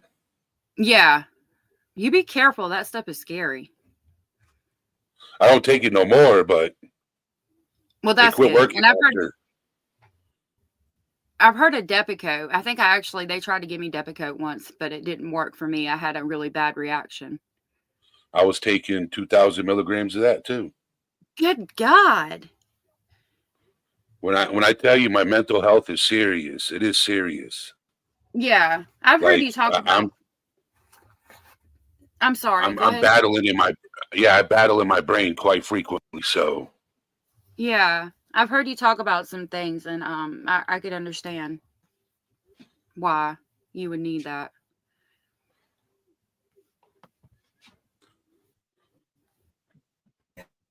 but continue with the interview, please. Sorry. Have you ever sent her upstairs to sleep? No, not like You're that. good. I think you're a bit delayed. Just I don't know why, but it might be. For any of these reasons. Have you ever sent her upstairs to sleep by herself? Alone. Inspector BS over here is working overtime with this, because that was a lie. Okay, one more question. Does anybody use your phone other than you? No, except for the day that we were sitting in front of my house and forensics was in the house. That was the only time I've ever let anyone use my phone, and that was Stefan. Stefan had my phone. What about, do you wear an Apple Watch? Yes. Does it track any of your movements or anything like that you know of? Do you sleep with your watch on? No, I hardly ever put it on, honestly. Okay. All right. I don't have anything else. Do you have anything real quick, Danielle? No. Do you have anything that you think? So they're asking her about that Apple Watch. Does anybody else use it? Does it track your movements? I'm wondering if they tracked the Apple Watch and it went out to the place that night, because they're asking her these questions for a specific reason. And I think he gave up when he's realizing that she's just continuing to lie and not tell the truth. And so he's like, I don't got anything else because she's not telling me the truth. Joy, Joy is asking, and so are others, Eddie, if you've ever tried CBD or anything like that for sleep. And hey, Stock. Am I still on a delay? No, you're good. I think you're okay. All right. Not yet. I'm going to look into it. I'm Okay. going to look into it. So I backed it up so that we could hear about the Apple Watch question again. Like I said, I think that they might have tracked it going somewhere or being in the vicinity of where Maddie was. And I think that's why they asked her about that. And I think when he realizes that she's just going to not tell the truth, he just kind of gives up on it and says, I've got no more questions. So let's listen to that again. She's a gymnast, I guess. But Have you ever sent her upstairs to sleep? no, not for any of these Lies. reasons. Have you ever sent her upstairs to sleep by herself? Alone. Mm-hmm. No. I'm going to need to wrap this up. Okay, one more question. Does anybody use your phone other than you? No, except for the day that we were sitting in front of my house and forensics was in the house. That was the only time I've ever let anyone use my phone, and that was Stefan. Stefan had my phone. What about, do you wear an Apple Watch? Yes. Does it track any of your movements or anything like that you know of? Do you sleep with your watch on? No, I hardly ever put it on, honestly. Okay. All right. I don't have anything else. Do you have anything real quick, Danielle? Do you have anything that you think we should know, Matthews? Unfortunately, Good down there? yeah, I'm good. All right, it's 10:06 a.m. We will conclude this investigative interview. Okay, Sarah, I dropped the link. That's the end of this one. We're gonna jump into we'll do Stefan's ex-girlfriend, because she had some interesting things to say. Edith said, I understand. Hold on just a minute. Edith said, I understand people need meds to help them sleep, but not to where you are passed out and not being able to take care of your kids. And she still had the responsibility of being there for her daughter, and she wasn't. Yeah, that's why so they had me on lithium for bipolar, and that's why I stopped taking it, because my oldest daughter at the time was 2, and I took it and it built up in my system like it was supposed to. And I was like, I told them, I was like, I'm wanting to sleep all the time. I can't be like that when I have a 2-year-old to take care of. I can't be sleeping all the time. And so I stopped taking it abruptly, as a matter of fact. Like, I stopped that day. I was like, this mess is making me too sleepy. I'm not able to take care of my child like I need to. I am stopping this shit right now. And they say that is the worst thing you could do on lithium. You're not supposed to stop abruptly. They're supposed to walk you down off of it. Yep. But I was like, yeah, not having no more of this.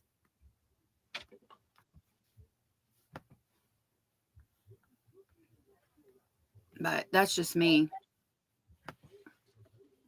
But I mean, now I use natural remedies, but Lord, that was 15 years ago.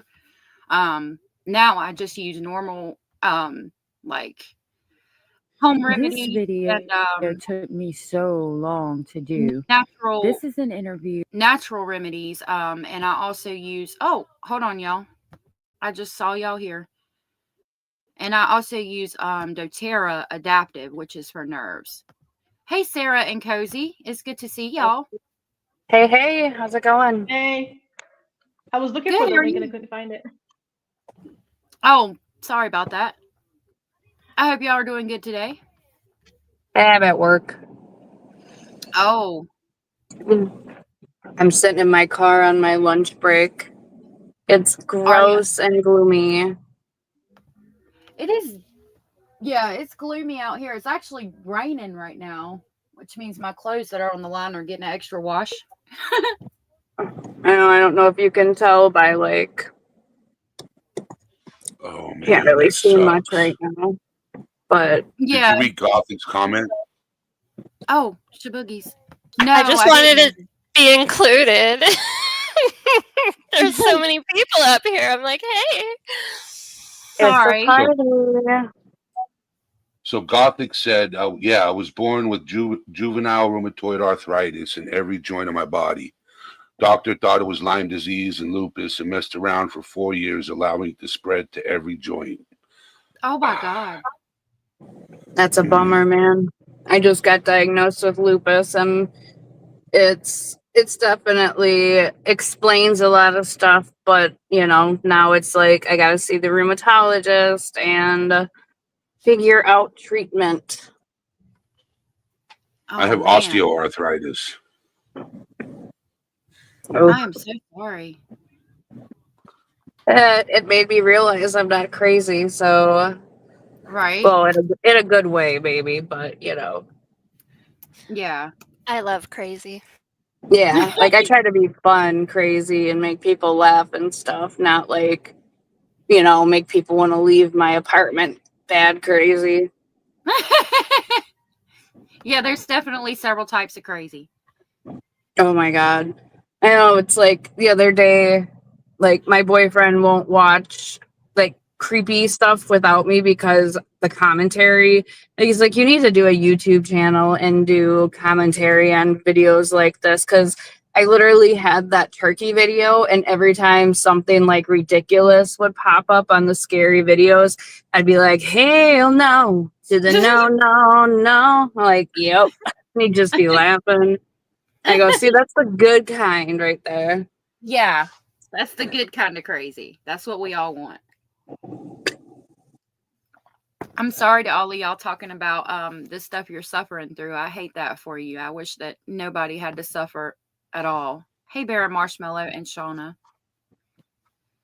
So, right now we have Eddie, Sarah, Cozy, and Shaboogies up here hanging out with us today. If y'all want me to pause the video, if you have anything to say, let me know and I will pause it. I got like 10 minutes so to hang out. And Well, then I'm back to listening. Okay, well, thank you for coming up and spending your lunch break with us. That's super sweet. You're so sweet. You're so I kind. love you guys. I love being up here with you. It just sucks that I'm usually working during the lives, at least Monday through Friday. Yeah, we love you too. Me too, but I'm in my own office. Lucky you, my car is my office right now. Yeah. I'm in my office, which is my bedroom. I'm in That my works. office, which is my kitchen. Oh, I need to be in the kitchen where I could just snack whenever I wanted to and make my coffee. That's a good idea. No. No?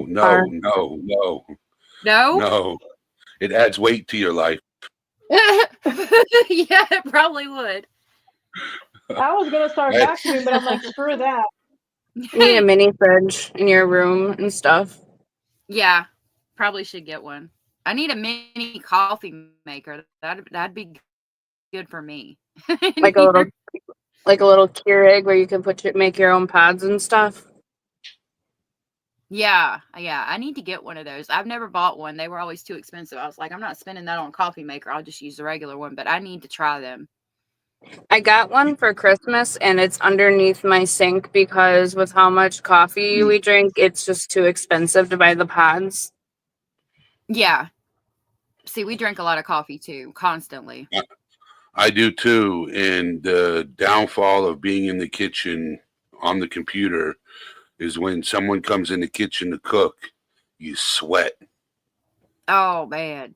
I The get heat. that. My kitchen's tiny because I have an apartment. My kitchen's actually bigger because a lot of apartments have the galley kitchen, and mine's a little bit more wide open. But it gets so hot, even with the window open and the exhaust fan running. It's like, ooh, it's a sauna. Yeah, we have propane, so whenever I cook, there's an open flame in the kitchen, and it does get hot in the summer, but I love to cook in the winter. That's when I try to do all my canning and stuff from the garden because as much as I can, because it warms the house up. So that's the good thing about it in the winter, but in the summer you sweat to death in there too. Mm-hmm. Get that. All right, ladies, I'm gonna drop down because I'm sweating like yeah. I need to go sit in front of my fan for a little while. But Okay, well, thank you for having me up here. Nice to hang out Nice with you, meeting Eddie. you, ladies. Yes, nice meeting you, ladies. I hope you have a good day, Eddie. I will try. Thank you. All right. Yeah, like we were. I'm gonna go ahead, sorry. love. Like we were talking about like meds, and like like I said yesterday, I can understand her being obsessed with meds when you finally find something that fixes you and helps you be coherent and like like, oh, I'm finally taking medication lets me live, but she uses meds as the excuse to not be able to do anything. Yep. And like how many of us here all take medications? Like we've taken it. Like, yeah, Eddie said he took Depakote. I took Depakote for 10 years. That shit will mess you up. Lithium, that Absolutely. is hardcore. I couldn't take lithium for more than 3 days. I had to stop. I took 3 days and it messed me up so bad. I told my doctor, I'm like, nope. He's like, oh, you gotta try longer. I'm like, no, I can't. 3 days was bad enough for me. So do medications make you sleepy? They do. do some of them make you kind of flat where you don't feel anything? They do, but what we get from Jen is not medication side effects. Nope. You know, No, like yeah. all of us here that have taken or take all of these kinds of medications that are similar or if not even the same ones, like we're all here busting our ass being adults, you know, dragging ourselves out of bed and trying to be responsible and take care of our families or our animals or whatever and paying our bills. And it's rough, but because I've seen people like defend her like, oh, because the men, no. In her case, no. How does she say it? No. Get it? What is she on No. disability for? No. For I being don't know. lazy. For being I what? don't. For being lazy. She's just Oh. busy. I mean, Well, she was never specific about it, but in one of her interviews, one of her interviews with the police, I think it was the one where they were driving. He was driving her to the police station. She's like, "Oh, I'm disabled," because he's like, "You're disabled." I mean, he didn't say it like that, but you know, I'm sure that's how he wanted to say it. Like, "You're disabled for what?" She's not disabled. And yeah, she never, no. because she never really mentioned like, oh, I have. Look at you people here in the chat saying you have all these serious problems, like legit I mean, you can't get problems. disability for bipolar, so You Can can. Yeah, you you can can? get yeah, for mental health you can. It's like there's a few like bipolar, schizophrenia, I think Mhm. maybe manic depression, that Manic kind of depression is stuff, but bipolar.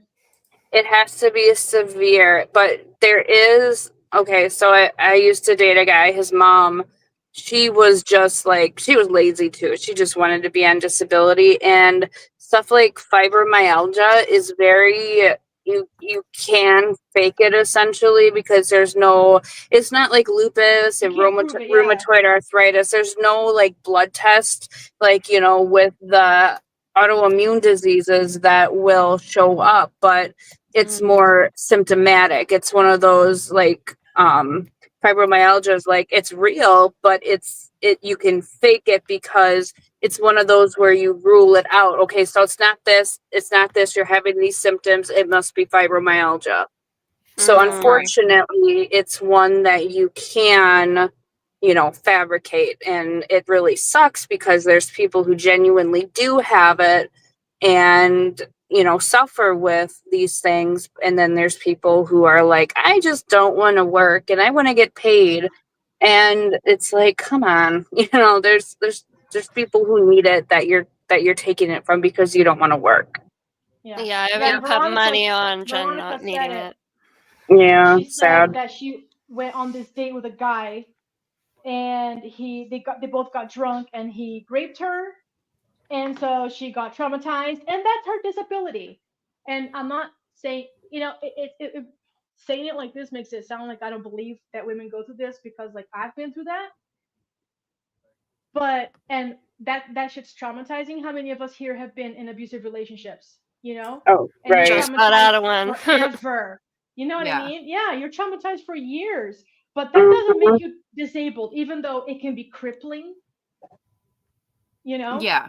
It can be It crippling can for be. sure, the trauma. I'm not, but it's like we're not, it's just she lies so much. And then she has an iPhone, she has an Apple Watch with a magnetic charger. I think that's more expensive too. She has a nice car, you know? They had a computer, they had, you know, Maddie had a phone. I don't know if she had an Apple phone too or not. But I'm like, if you're disabled, where is this money coming from? Yeah, they barely make. Because she I mean, they barely make enough works. for rent and stuff, but like You don't Yeah. not make good enough money on for else. disability. It's not, Right. you can't, it's hard to thrive unless you've got a partner who's supplementing and helping you, you know, Yeah. be able to save up money and everything like that. But, you know, like I've been looking into possibly going on disability, you know, because I'm having a hell of a flare up with the lupus and everything. And a lot of it is stress from work, because stress is a big factor in that. But I'm also going to school. So it's like, you know, I can do it temporarily because, you know, going into psychology, you know, it might be stressful, but it's not going to be as physically demanding because right now I'm dealing with a lot of the physical issues. So it's like I can focus on school, I can focus on being a mom and everything, and then, you know, go off of it when I'm done with school just to get me through, because right now it's hard to do all these things full time. And I've been working since I'm 37. I've been working since I was 13. So it's like, okay, would it be, you know what I mean? Going through this bad flare up, would it be a horrible thing to utilize that if I have it available? Kind of Right. thing, you know, something that I've been contemplating. But it's like, it's one of those things, like I've known so many people who have abused it. So I'm just like, I don't want to, I don't Well, think I'd be you one know of those people, you're not you that know, person, you know? So right? you have a genuine lupus is no joke. No. No Mm-mm. joke at all. It's extremely Yeah. painful, I'm told. So Mm-hmm. And Yeah. like mental health can be very crippling. You know, like bipolar disorder, that's real. You know, so but the way she talks, and I hate to say like she doesn't look or doesn't sound disabled, because a lot of people have problems that don't look or sound like it. But we're judging her on her reaction to what happens to Maddie. You know, Yeah. Mm-hmm. she talks Yeah. crap about her daughter. She never said one nice thing about that girl. I never knew that Jen got PPP loans. Did you guys Yeah, see I that? Yeah, was where did you guys see that? I saw Miss Kimmy said that she got PPP loans from COVID. I was asking her, I was going to ask her where she saw that information. I would love to know where you saw that. And then Gothic said plus she got 17,000 from the GoFundMe. That would have been Yeah. after Maddie was deceased, but still that's a lot of money. You know, and then she's over here, oh, she's disabled, but she's gonna get Botox. I Yeah. very much doubt that if you have migraines, because I guess what Botox can be used for like migraines.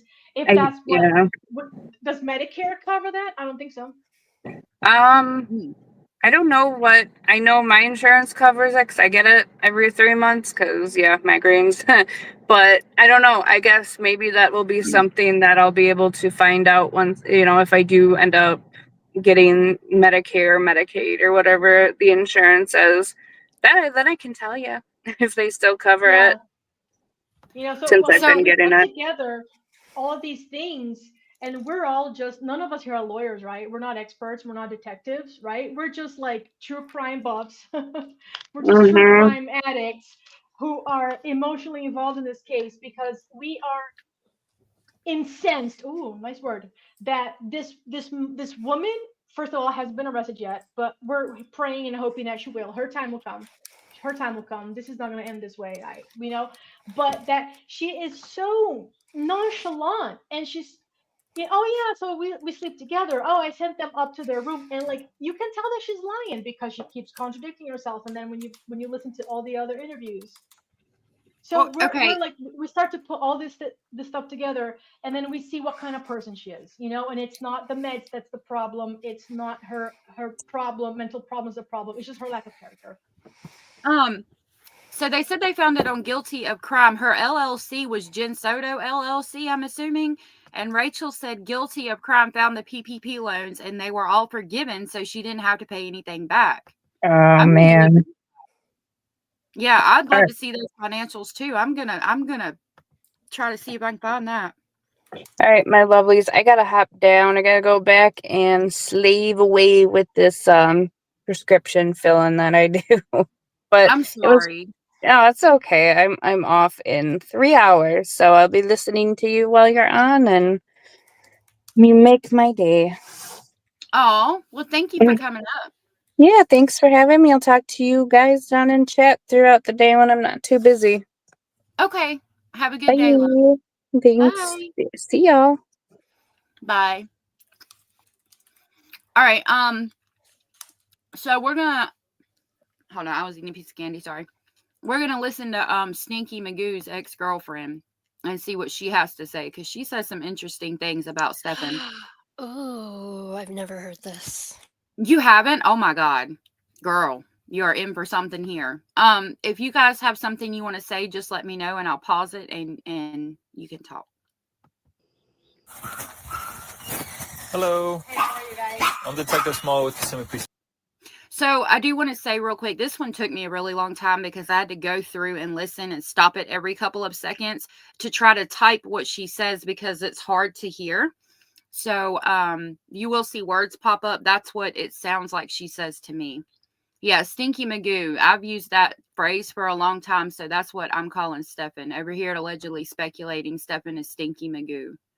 And Jen is going to be Cindy Lou Who because she's lost in translation. Oh, not the Cindy Lou. She's cute. Detective Savelli, Orange County. How's it going? If you want to come in, there's. Sorry. Yeah, I know Cindy Lou Who's cute, but it rhymes with Magoo. Let's see if y'all can come up with another name for Jen. I know it Guilty of Crime. Poo poo. Stinky Magoo and Poo Poo. Okay, we can do that. I was just kidding. I like it. That is a beautiful picture, Anna. I love that picture. Stinky Stern, Stinky Magoo. The Yeah, dog's absolutely. barking. Oh, well, whatever's easy for you. What do you Up to prefer? It's gonna be a lot of barking. She won't never stop. We can hang out here then. Okay. What is your name? Marilyn Alejandro. Can you spell it for me? M-A-R-E-L-Y. M-A-R-I. E-L-Y. You? M-A-R. I-E-L-Y. Alejandro. Okay. Okay. Obviously, you know why we're here? Yes. Okay. Before we start, I'm just going to swear you in. Do you mind raising your right hand for me? Do you swear and affirm that the statement you're about to give is the truth and nothing but the truth to the best of your knowledge to help you God? Yes. Okay, perfect. So, from my understanding, you contacted the sheriff's office today. Okay. Veronica said, "Thank you for giving Basil a break." Do you mean Inspector BS? I can take Inspector BS down and let him take a lunch break if we need to. He's sniffing the BS. Yeah, that dog is forever barking in this video. Thank you, bad girl. Please remember Maddie and other victims of this case, family that loved her, and say a prayer for them tonight if you don't mind. Gothic, I will double check that. Somebody said that too, that the Discord link is expired, but I think I pulled it straight from my thing. I'll double check that and make sure it's the right one. I'm going to post it again, so try again in about 3 minutes. Kind of explain to us what your thought process was and why you contacted them. So when Maddie disappeared, that morning I went on Facebook like always, and one of my friends that have no relation to Disney posted it, and I looked at it, and then I realized that the picture of the person, which was the mom, I knew her, so I opened it, and that's when I called my friend. I'm like, oh my gosh, this is. At this point, I did not know this guy was still in their life, because when he and I were involved, he told me he broke up with her. So I'm thinking, I watched the news and everything, and I'm like, oh my gosh, that girl got into some other relationship and that boyfriend. So she's talking about finding out about Stefan being arrested on Facebook. I just switched the Discord link to another one that I had, so try that one and see if that works. Sarah, thank you so much for gifting a membership. You were so supportive. Thank you. That is super sweet of you. I will play our clip real quick. Thank you, Sarah. You're so sweet.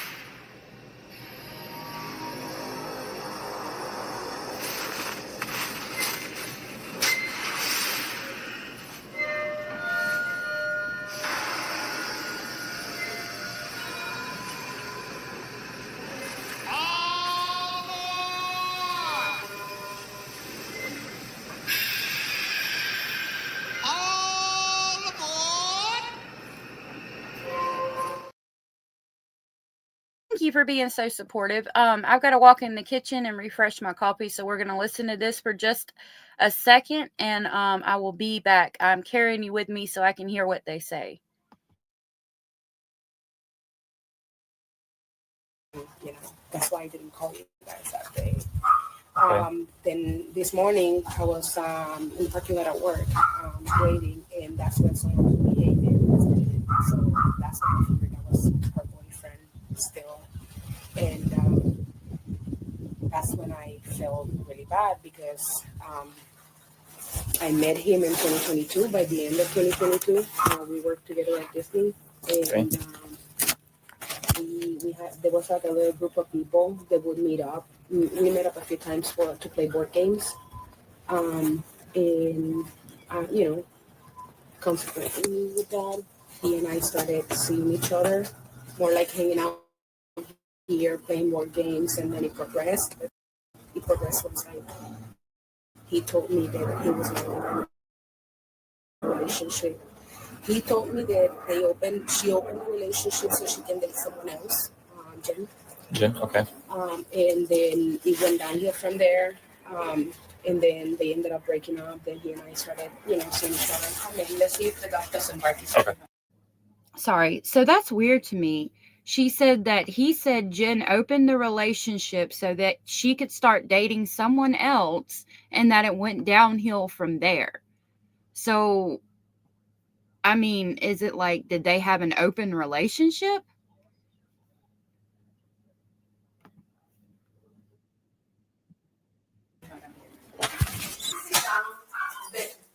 Go.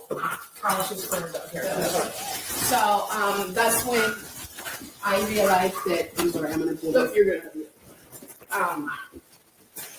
That's when I realized that we started dating. I forgot where I was at. We started seeing each other. We were not officially dating because I don't date people from work. Never. That was my first time. So I told him not to tell anybody because it wasn't anything concrete. We started hanging out here. I never met Jen. I never met Maddie in person. But Jen knew that we were friends. We started being intimate. That's we were just a few times, and then he would randomly make these weird comments out of the blue. Like he would say he vented about the ex-girlfriend. Jennifer? Yeah, he vented about her all the time. I never paid much attention, but he made this comment once that because I asked him if he wanted to spend the night, and he said no because if I don't get to the house, they won't go to sleep. And I was like, what do you mean? They don't sleep if I'm not there. So I'm like, we talk about it a little, and I'm like, but you're not with her anymore. And he goes, no, Maddie won't sleep because she sleeps with me and the mom in the bedroom. And So, first of all, if your boyfriend was like, I can't stay the night with you here, even though we're in an intimate relationship because I've got to get back to my ex-girlfriend's house because they won't go to sleep unless I'm there. And then he said, she won't go to sleep without me, talking about Maddie, and the mom is in the bedroom. So that tells me that Stefan and Maddie slept in a bed together and Jen slept in the bedroom, like we've been thinking this whole entire time. Yep. Because, like, why would this woman lie? Right. She's got no reason. We know what kind of vibes I get from her, like Amber Frey. She found out that Scott Peterson was a murderer, and she called the cops and she's like, hey, so I've been like going out with this guy. Turns out that he's married and his wife goes missing. Yep. Like, why would she lie? She doesn't have, and she called the cops. Right. She's doing what Jennifer Souders would have been doing. Yep. Which telling the cops what's his face is doing to her. You know what I mean? Like the weird ass behavior. Yep. Exactly.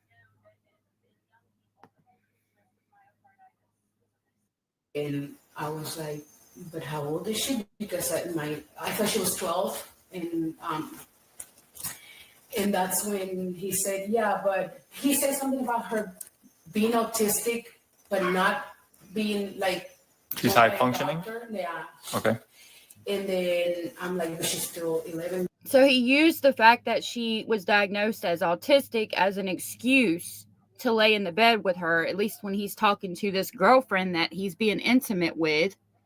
You're not the dad, you shouldn't. I try because I have a bachelor's, I'm a teacher. I don't teach, and I try to, hey, not appropriate. And then he goes, no, she doesn't sleep if she's not cuddling with me. And I was like, well, that's not. And then I I asked him, hey, when she moves to the bed, then you can. So this lady finds it inappropriate that they're cuddling together, which most people would, like all of us out here listening to this case. And so she's going to try to tell him ways that he could stop cuddling with the 12-year-old, you know. She tried, and I commend this woman for that. Move to her bed and just live in her room. Like, we went over this. It's not something that I just disregarded, whatever. He had a way to play with words that I thought he was just dumb. I didn't think he was like a bad guy, like doing something to her, you know. Another occasion, he said that he was upset because sometimes he'd go and take a shower, and then Jen would be in the bedroom. And then when he comes out of the shower, Maddie is sitting in bed with Jen, and then he'll be coming out naked, and Maddie will see him naked. And I'm like, but, you know, it was the same thing. Why are you coming out of the shower naked? Why don't you just... So, yeah, why don't you just get dressed in the bedroom? And then why does Jen have Maddie in there when he's in the shower coming out half Also, naked? why would he offer that information? Yeah. Yeah. Great question. He thinks it's normal. When people are so messed up, they talk about the messed up things they do. I think in a way of hoping that someone might validate it. Like, I was in an abusive relationship with a narcissist for a few years. And I got into that relationship because I was like so messed up to begin with, you know, because you just put up with so many, like, you see the red flags and you just keep on trucking. And I remember that he would say these like horrific things that were not appropriate, but I was like, what? Like, at first I would be like shocked, you know, and I guess it's in a way of my opinion. I'm not an expert, but you know, I think it's like if you tell somebody the messed up thing that you do, they might just be like, oh yeah, well that's cool. Oh really? Like that's okay. Like in a way of maybe kind of like getting validation, I think. Yeah, actually, that's a good point. So he knows he's probably saying these things to her and realizing that some of it sounds kind of sketchy. So then he's kind of introducing a fact into it as though he doesn't want Maddie to see him naked, knowing that she is. Yeah, that makes sense. Exactly. Yeah. Exactly. Yeah. Like, oh, it just happened, you know? Yep. I love it when she calls him dumb. Yeah. But I think that's a game he played. Like he played off, he used words and trying to act like he was dumb or that it was normal for him to say really weird off the wall shit so that he could introduce things like you were saying into the conversation to get people's reactions and to know what they were going to think about it or how they were going to view it. He might be one of those people like Ted Bundy that kind of gets off on hearing people's reaction to sick things because we know he went all the way through the trial and he got excited, Ted Bundy, when they would talk about the things he had done. You know, she's coming in the room, you know, she sleeps with you guys, then get dressed in the shower. Oh no, it's too hot. But he will always, you know, and that was a lot. On another occasion that I forgot to tell the guys on the phone. Gothic, were you not able to enter into the Discord or did you get in? Because if that code didn't work, I can try a different one. He said that he sleeps in boxers, and then it was odd because he would wake up, and this is his words. I don't talk like this, but he'll wake up with a boner, and then he'll have to turn around because Maddie was like cuddling with him, and that's when I was like, okay, oh, that's disgusting. Yeah. He would wake up with a boner in his boxers and he would have to turn around because Maddie was cuddling with him. This is literally him trying to manipulate the situation and see if she's into it or how she reacts. That's wild. Yeah. And we can imagine that this might have been a way that maybe this all started. Like, because, you know, they got together when Maddie was small. And according to Jen, Maddie never slept by herself, always slept in bed with her. This poor girl, could never, you know, we don't know if Maddie actually needed to sleep with her, couldn't sleep by herself, or if it was just Jen just being weird about it and inappropriate. And then she's bringing this guy over because at first they were, you know, like romantically involved. Yeah. Who sleeps with their boyfriend in the same bed with their kid? I don't. You're sleeping together. You're gonna start doing stuff. That's not appropriate. Right. You know, Exactly. it's weird even if your dog or your cat's in the room and they're kind of looking. You know what I mean? Like you feel Yep. weird even if your dog or your cat's in the room. You're like, no, this isn't right. Imagine Right. your kids. So can you imagine this guy is excited? Maybe they're doing stuff. He wakes up in the middle of the night. This little girl just happens to be right next to him, and the little girl is innocent. She might have cuddled with him because, like, small kids will do that. Right. But he took it too You far. know? Yeah. Yep. And then he was just like, well, the mom ain't doing anything about it, you know? Mom Yeah. doesn't care. She's dead over there, drooling. Yep. Falling asleep in her spaghetti. Hey Lisa Lee and Gothic, I'm gonna try. I'm glad you got in. If anybody else tries to get in Discord and is unable to use that link, please let me know because I need to figure that out to make sure anybody who wants to come chat can be there. Yeah, we're gonna listen to Steven next if we have time today, which hopefully we should. I mean, I don't have to cook anything extensive tonight for dinner, and I've done a lot of stuff, so hopefully we can at least get started on it. This is not right. I did try to, because I say if you're not with her in a relationship, you guys are not living, you're not boyfriend, girlfriend, why are you living with them? There's many people at Disney that are looking for roommates. You can rent a room. And then he said, no, I cannot afford it. And I don't want people living here with me. I live alone and I love it. So I wasn't going to invite him in. But at that point, I was like, there's no way to like work this around. I don't want to be involved with somebody that is doing these things, and I just broke it off with him.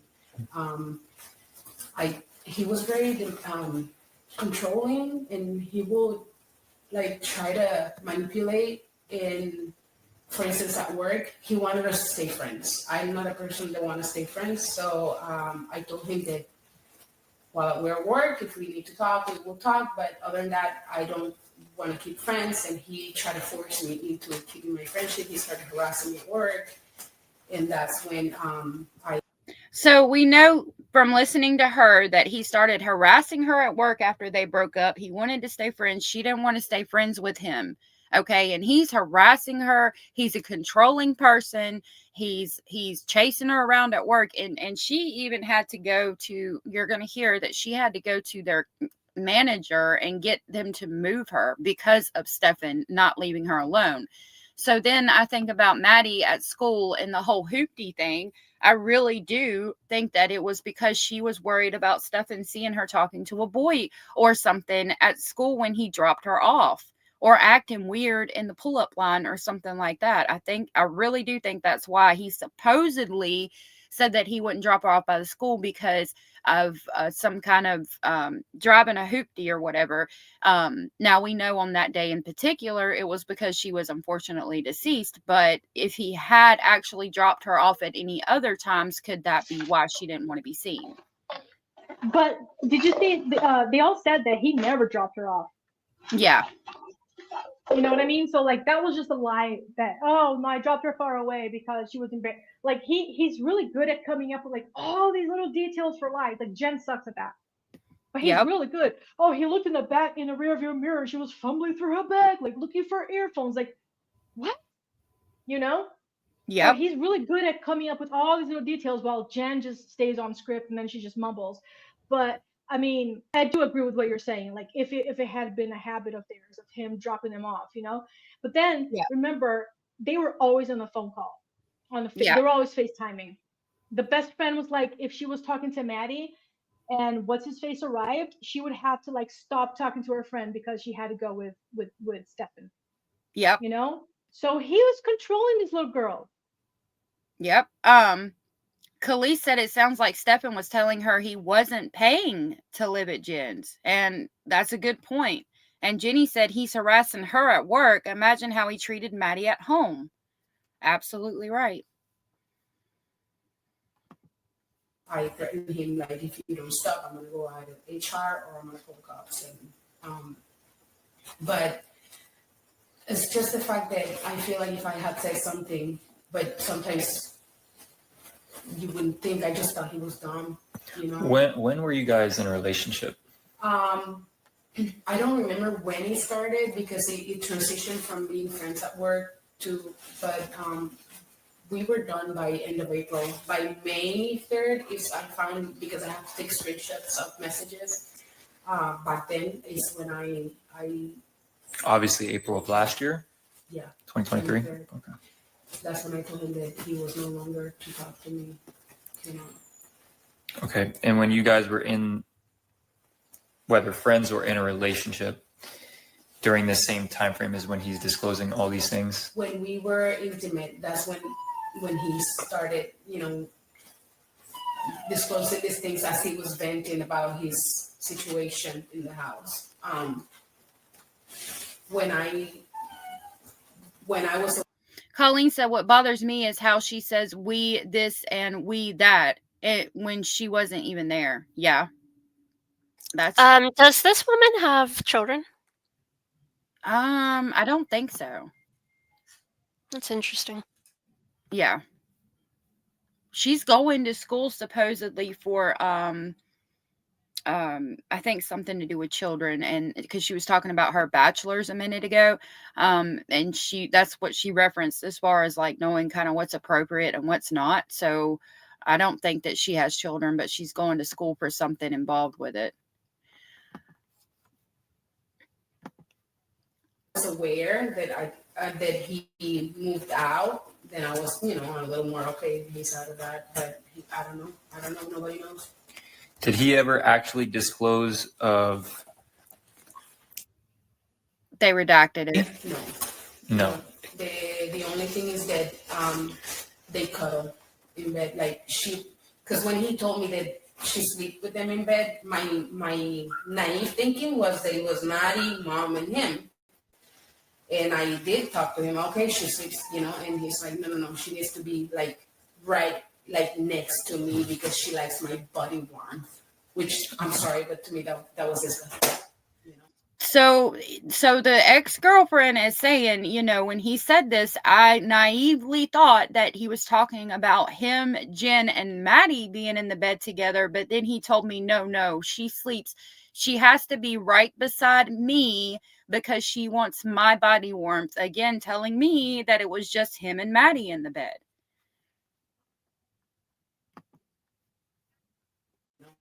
I think we're all collectively vomiting at that. Okay. Yeah, it's disgusting. It's absolutely disgraceful. Let me ask you this: why did you wait Maddie to say anything? Sorry, the way she says that he's so controlling and manipulating, and it's so easy to manipulate a child, especially in this situation where he's got her all confused. I wonder if, oh man, I wish Jen would just tell the truth about stuff, because Jen was always like, no, she has to sleep in bed with me. Oh, and she's, how they treat her like this giant baby, helpless baby who can't do anything. And that's not even who she was. And I wonder if maybe he kind of convinced Jen or even Maddie, like, no, you have to sleep. Oh, he needs her. She needs his. Oh God, it makes me want to vomit just hearing about that. I wonder if because he's saying that, but is it true? Right. And they could have convinced Maddie that she needed to have him there, like that he needed the warmth and all of that. Yeah. Maybe she thought that. I don't know. Because this started when she was real small. She was like, what, 8 or 7? Yep. Jenny Jen says she does not have children, but she has nieces and nephews. And I think she says that. Thank you for reiterating that. Gothic, I don't even really know how to use Discord a lot. I know you can click on the different, where it says words and links, and you can go in there. And if you say something, it'll pop up and we can all see it. But I would advise watching a video on it. That's what I did because I had no idea how to use Discord either. And I still kind of didn't, but you'll learn. A lot of times I'll just go where the notification is and I'll touch it and then I'll just start talking that way. There's also, as the Gavel Drops Discord, once you learn how to use Discord, if you go to theirs, you can get documents for all kinds of cases. And I'll put them in the description box too. They have documents for every case you could ever imagine, pretty much. From last year to now, again, because I thought he was just being a dumb person that didn't know to distinguish you know, because even my dad never came out of the shower naked. But I just thought it was dumb. I did get grossed out by all these comments to the point that I couldn't even see him at work. I you know, like I was very happy when he quit, you know. Did you ever confront him about these? I did. Yes. What was his reaction to those? While he was disclosing these things, I would be like, you know, I think that's not right. You shouldn't be doing that. I compared to my dad. He would twist it into this is like an innocent thing. I didn't mean her. Then he would change it into like, I quickly cover, you know, and that's when I was like, okay, I just don't want to be involved with somebody so dumb, you know, like So he tried to make it like he was stupid and naive, you know. Oh, I didn't mean for her to see it. I quickly got up and put clothes on. I covered myself quickly when I got out of the shower, and she just was like, "No, this is not appropriate. This is not acceptable." Jen did think all of it was feel okay. bad because I couldn't say something, but sometimes I just thought if I say something and nothing is happening, plus I don't know their address, you know, like I'm gonna look like I'm just looking for trouble, and you know. And again, okay, if you're from her perspective and she sees all these things that are wrong, and then, you know, she's like, if I call somebody like the police or CPS and say something and I'm wrong, and like he's not messing with her or touching her or anything like that, then I'm going to look like, you know, a piece of shit. I'm going to look like I just want to cause trouble for him and all of that. And I can understand her perspective. I wish she had called somebody, because Maddie would probably still be alive. But I understand why she was hesitant, because you don't want to be wrong. And then, you know, then you're going to feel guilty about having caused a bunch of trouble. Right, you would be ruining someone's life, and in that situation, she would be ruining a family if she wasn't right, like a whole living family situation. So it's Right. tough. It's a tough call to make. Yep, absolutely. And looking back today, I got to work and I just couldn't work. So, you know, I feel awful because if I had said something, she would have been fine on me. But my reason was like, why is mom allowing, you know, this to happen? Because I don't have kids, but I have nieces and nephews, and I would never allow anything like this to happen. So she said, and I had some of the words wrong. I can hear it a lot better now on my computer. She said, I was wondering, why is the mom allowing this to happen? Just like everybody else in the whole entire world is. And, you know, she's talking about, I have nieces and nephews, and, you know, she's like, if it came to them, she's like, no, we're not going to be allowing anything like this to happen, you know? And she's like, why isn't the mom doing that? Hey, Natasha. Darlene, I don't know what's going on, but I'm so sorry. Darlene, sometimes it's good to write a book, or even just write your feelings about stuff, and get it out there. You never know who might be interested in your story. If you ever need to talk, you can email me. I got to get into my emails today after the live and respond. Janet said he would lie his way out of it. Yep, absolutely.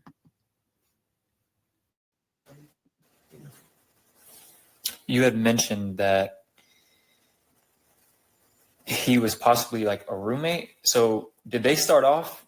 How much do you know of their relationship, Jennifer and? So when he started working at Disney, he would tell everybody that he had this girlfriend. They lived together. She had a kid. It was like his kid. He did tell me a few times that he was very frustrated because when Maddie would do something wrong, he would try to like scold her about it, and the mom would be like snapping at him. You're not her dad. Do not talk to her like that. But at some point they break up, and he's leaving there because he couldn't afford to move out. Okay. But at the same time, because I did talk to him in the house. Apparently, the house is owned by Jen's dad, and. So she's telling us how one owns the house. Gothic, if you hear this, I just sent you a friend request, so that should bring you into it, if nothing else, too. Then there was a bedroom that they were looking for somebody to rent. So I told him, why don't you rent that bedroom and then live there for now because it's going to be cheaper. And he said that Jen's bed is comfortable, and he wouldn't sleep anywhere. I even told him, like, when Maddie. So this is weird. Okay, so she's like, okay, well, since you need to find somewhere to live and they have a room for rent, why don't you just rent the room out? And Stefan's telling her no, because Jen's bed is comfortable and he can't sleep in any other bed other than Jen's bed. Ew. Okay. It sounds like he can't sleep without Maddie, not the other way around. Right, but he's saying he can't even sleep in the bed upstairs. He can't sleep anywhere but in Jen's bed. So does that mean they were all sleeping together, all participating? Is that where the text comes from? I can't risk it anymore because and I'll play it back for you. From what he told this girlfriend that he didn't know at the time would be telling all this information, he can't sleep anywhere but Jen's bed because it's comfortable. He don't want to sleep nowhere else. Even if, and she's telling him basically to rent the room upstairs and pay Jen rent for the room since he needed a place to stay, right? Which is supposedly what was happening. And when she suggests that scenario, it's I can't sleep in that bed because Jen's bed is comfortable and the other bed hurts my back. So again, that tells me, okay, are they all three sleeping together then? Or is he's sleeping alone with Maddie in Jen's bed? Like what's the deal here? A bedroom that they were looking for somebody to rent. So I told him, why don't you rent that bedroom and then leave there for now because it's gonna be cheaper. And he said that Jen's bed is comfortable. And he wouldn't sleep anywhere. I even told him, like, when Maddie moves to her bed, then why don't you get up and move to Maddie's bed since she's there, then you don't have to be involved in, because I told him, like, you never know if she gets mad at you. In my naive thinking that he's a good guy, I don't know because we don't know, but in my naive thinking, if Jen gets mad at you for not wanting to be with her, she can go to the cops and say that you're doing things to her daughter. Like, that's what I told him. And he goes, well, she's not going to do that. And then I say, why don't you just move to Maddie's?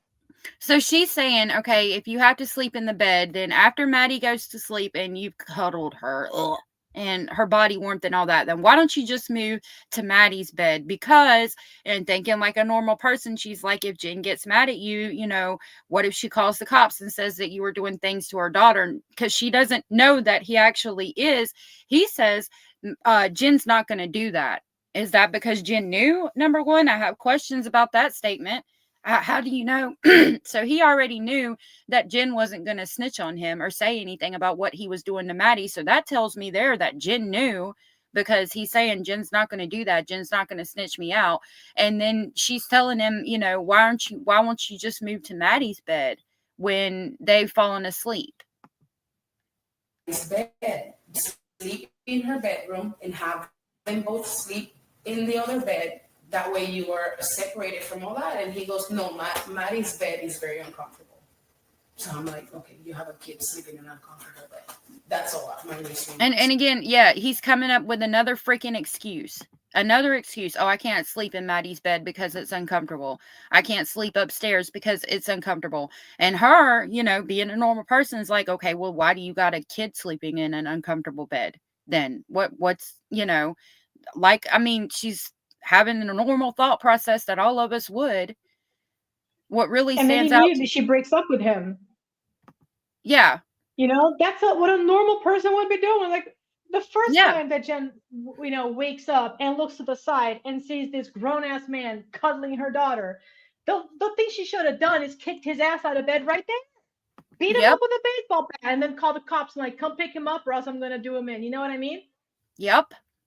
This makes me think, because I'm also obsessed with like the John Benet Ramsey case, and it's been on the news, because of the documentary and whatever, and then so a lot of people have been revisiting that, and then John I don't think that he did it, but he definitely covered it up. But he wrote a book.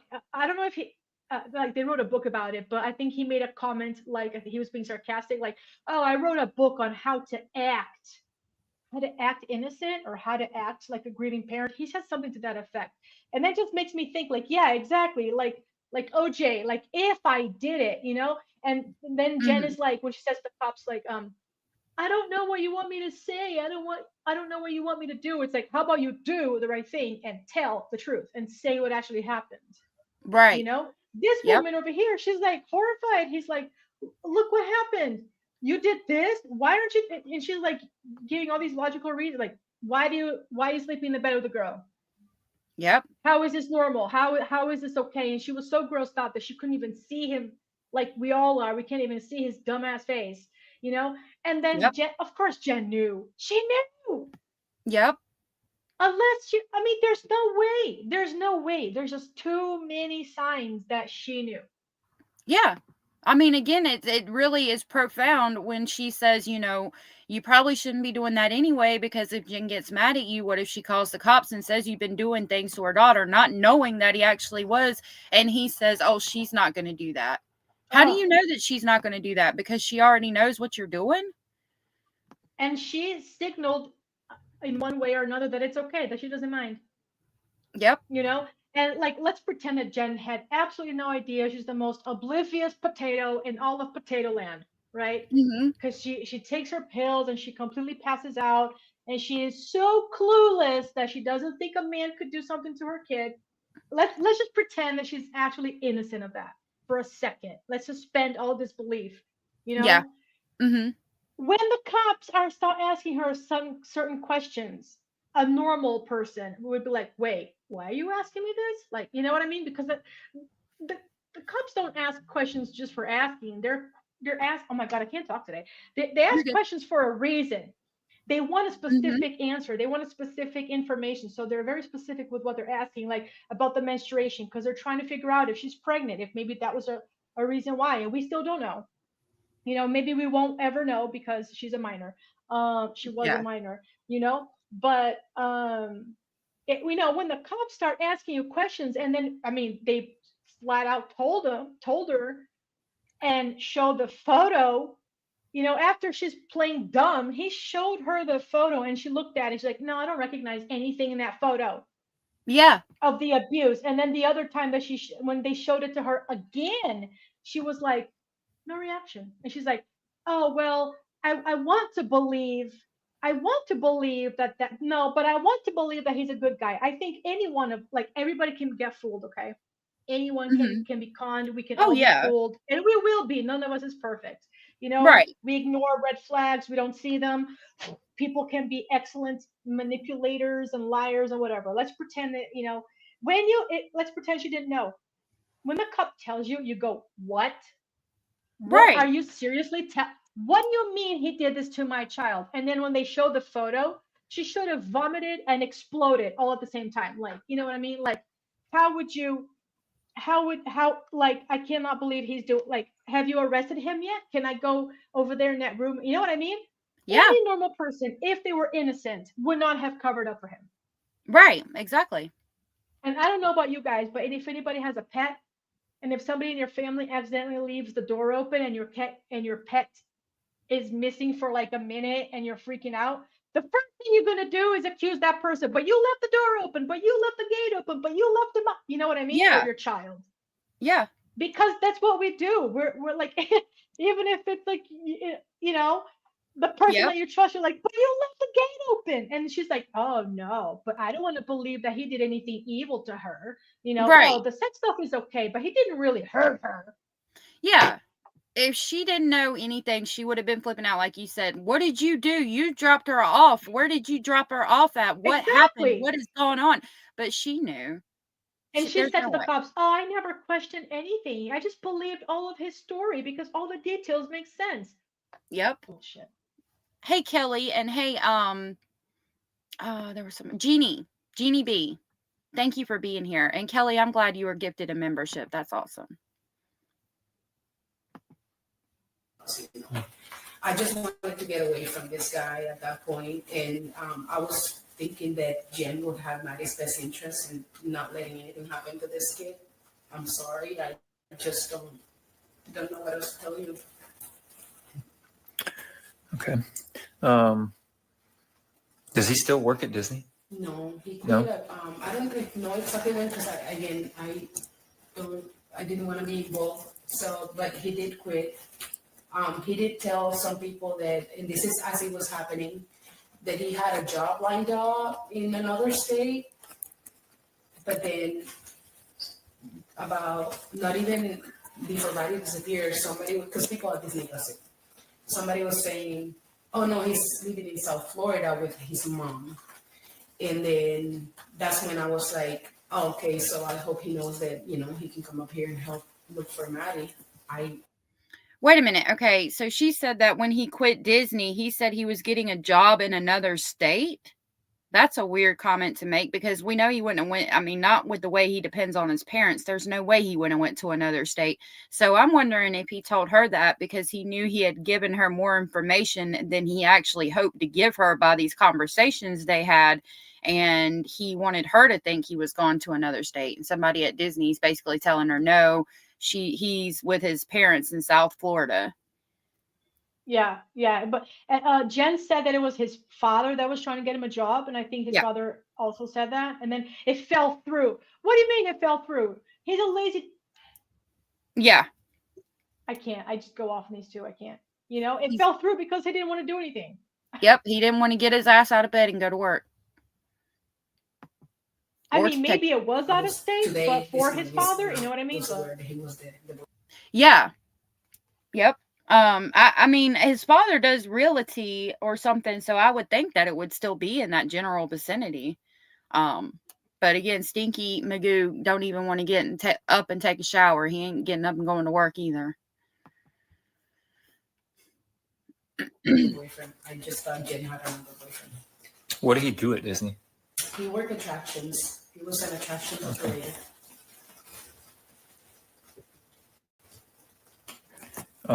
Do you know? Lisa Lee said, Jen really thought if she didn't press charges on the pigs, he would be able to go home with her that day. And I didn't even think about that. She probably did. She asked the cops, "Do I have to press charges?" And he said, "Well, you can if you want." Oh yeah. And then she asked the cop. She said, "Do I have to press charges?" And then at another point, she said, "How long would he be in prison for?" Oh wow. Okay, that's all her concern. It's like it just happened like once, and I think it was in that video interview, if I'm not mistaken. I don't know. I've listened to too many interviews, but she said that because when he shows her the photos, the proof of what was going on, she goes, "Oh well, do you have to press charges? Are you kidding? Just give me a baseball bat. I'll take care of him myself. Do I have to press charges?" And then she asked the cop how long he would be in prison for. And, never at any point in time did she ask, "Have you found Maddie? What are you doing?" She never asked anything, so like we see where her allegiance lies, Yep. Like she's covering up for him. And I'm not an expert. I'm not a lawyer or anything, but like that's an accessory after the fact. At least. Yep. Because she's like his alibi. Yep. You know what? I don't think. At first, I thought like maybe she's one of those women that always chooses a man over their kids, but I don't think that's this. I think because they're not even having sex, and she like technically broke up with him, so that leads me to believe it's more about her protecting him to protect herself and her own involvement. Good theory. That makes sense. Mm-hmm. Because like even her mother said that like, oh, she can't be alone. She'll do anything to be with someone. Her mother made that comment in one of her interviews. So that means that like she could just be like really codependent, like she could be like borderline personality disorder. Like I don't know, right? We're just speculating. I'm not a doctor. I didn't diagnose her, but maybe she's protecting him because then her cover would be blown. Yep. Maybe that's possible. Mm-hmm. I think so. Jen said, didn't Jen say that Stephen Stearns was going to reapply at Disney? And she did. And she said that's why he needed to stay there at the house or something and not at his parents' house. Yeah, rule of thumb, never date a man that works with kids. or an unemployed man. Unless they're a teacher or something. Yeah. Oh, you're unemployed with kids? Not red flag. Yep. you know if he was in relationships with anybody else from Disney? There were rumors. Now everybody knows that I was involved with him, which nobody knew until. But there were rumors that so he was working with us in Figment, which is like the dinosaur, the dragon ride. But then he moved to Soaring, and there were rumors that he had sex with somebody from Soaring. That's about it. There was this one cast member that was very good friends with him for a while. So I don't know if you guys know. Maybe he said some other things to her. Okay. Tell me a little bit about how your relationship was with him when you guys were officially dating. Was there anything that stood out? Intimate because we were never boyfriend girlfriend, but when we were intimate, When you say intimate, are you guys? We're all adults here. We hung out. You having sex or? We did have sex a few times. This is okay. You're two guys here. Okay. So he was not all there. Like. What do you mean by that? Okay, this is where it gets interesting. She means he wasn't fully at attention. He wasn't standing at attention. He wouldn't get an erection. Okay. Like it would be more like a soft erection. Okay. And so it was not like, we were like bunnies, but it was more like we hung out a lot, we talked a lot. It was more like giving each other company. That's about it. We play board games. So he'll come often and we'll just play a board game. We will drink, have a few shots at lunchtime. Did in any of these, whether he's drinking or normal, did any of his behaviors change? Did he ever become different, violent, depressed, or anything that stood out? He was never violent. He was a very depressed person. All the time he was depressed. There was always something troubling him. Like at work, he wanted to be a trainer. Like Eeyore syndrome. If people didn't get along with him, it was like frustrating. Like he was always frustrated. You will, hey, how's your day going? Oh, I'm just frustrated, And when we had an argument, he didn't become violent. Like it's because of I don't know my way to be. I tend to intimidate people, even though I'm like the sweetest person. But like I give this demeanor that don't mess with me, and maybe that was it. But like you said, he was never violent, right? Not with me. Okay. But he would argue and like it was like his way or no way. Like you would never win an argument. He was the know-it-all. I know it all, and and he was always right. So more like, okay, you're right. Okay, goodbye. So he would just twist things, when there was like I don't agree with you, he would just keep twisting it until he was right, That's about it. But depression, yeah, he told me he was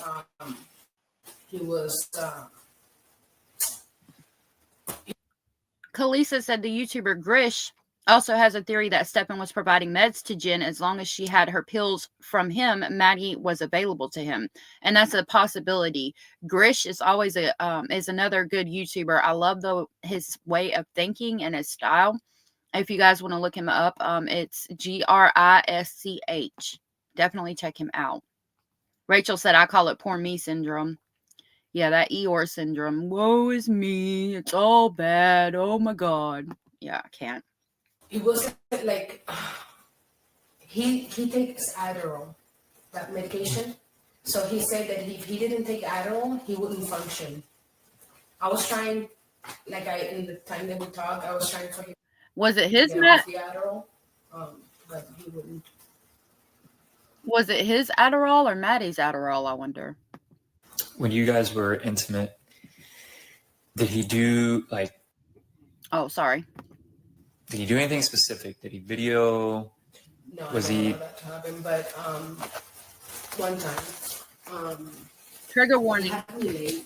This is very weird. I'm sorry, but he had me Trigger warning. lay face down, Okay. like dead. Like it was like face down completely, you know, and he Like completely flat? Yeah. Okay. and then he went, and that's the only one time that he was really erect. I'm telling you, that was it, and it was very weird to me. Like just He was you know, pretending something she that was just was a super little stark. girl. Like, That's I'm why. He was pretending what? He was pretending she was a little girl. That's why I turned the face around. And then just look at the back of the body. It's a little easier to kind of imagine it's a child without Oh the wow. face. Yeah, I didn't think about that. It's weird to me. Whatever I it mean, is disturbing. yeah. She's when she says that he had her lay down face down like she was deceased, and then we know that he went out every single night until he got caught to go visit Maddie where she was at. It makes me question what she was doing. And then that night, if he did, you know, if he did want to imagine that she was a smaller girl and maybe he was into necrophilia or something like that, was he okay? And this is allegedly speculating, and I am allegedly speculating. Okay, I don't know that this to be true. I don't know. I was not there. I do not know. But could it be that he had Maddie drugged and he would have her pretend to be dead or drugged to the point that she was pretty much not conscious, and that's how he got off? And then maybe it went too far that night and something happened. Maybe she didn't wake up. Maybe he choked her, considering the scratch marks on his hands. I don't know. But that was weird to me. I mean, I think anybody who heard that would think it was weird. open to try things, but there are things that you're like, okay, are you trying to have sex with a corpse here, or you know, that was my. And I think that was the last time that we were, you know, because it was too much for me to. You know. Yeah, if somebody asked me to do that, that would be the last time for me too, because that's a little much.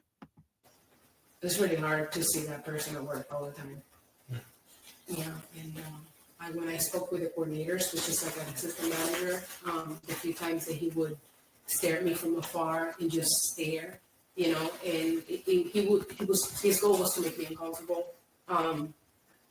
I would call coordinator and I'll be like, hey, get me out of here, please, and they'll quickly get me out. So the amount of times that happened, it was maybe like. So like 3 times at least, he's staring at her from across the damn walkway or whatever, just staring her down to the point that she's creeped out and scared and has to call the manager and get the manager to move her out of the way, okay? So, or, you know, to another section of work for the day. So what was he doing to Maddie? Like, even if she tried to stop, what did he do to her at home when she can't get He away was on from the phone all day long. Remember, she said that he would be in the living room all the time. That was where her little, the only place that Mhm. she had was in the living room. So this guy is just in her space.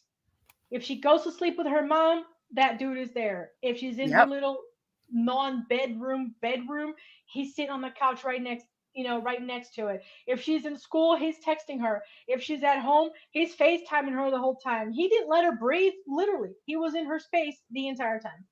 Right. Hey, MS Connecticut. Thank you for being here. MS said Jen condoned it because she did not think it was what it was. I think so. I agree. Yeah, she said the sex stuff was fine, but it wasn't anything evil. Yeah. Mm-hmm. 3 times, and luckily, you know, when he decided.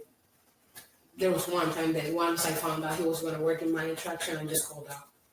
You know, that was the point where he made me uncomfortable. But violent, he was not violent. Okay.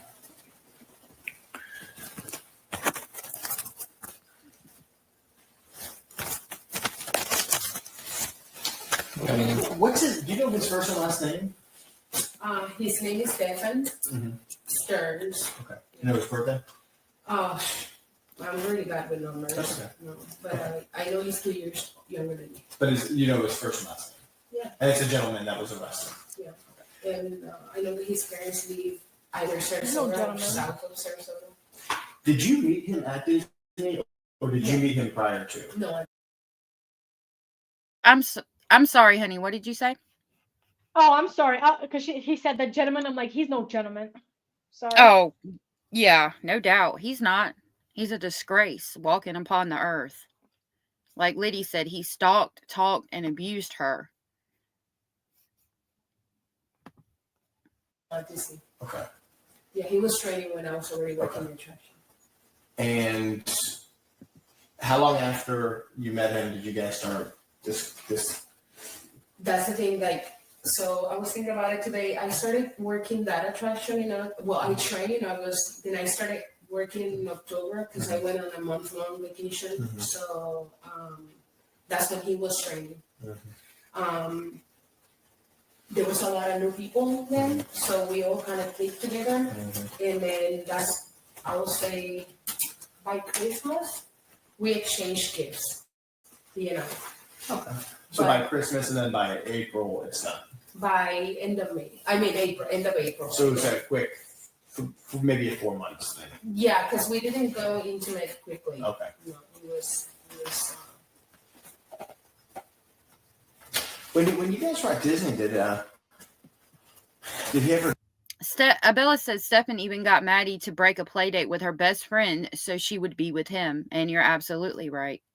Hey, Leah, thank you for being here. Leah said the living room is really small. When the police knocked at their front door, you see straight away in the right corner Maddie's cubicle. Yep. I'm sure. Yeah, Leah, she didn't feel safe in the cubicle next to the front door. The counselor talks about that.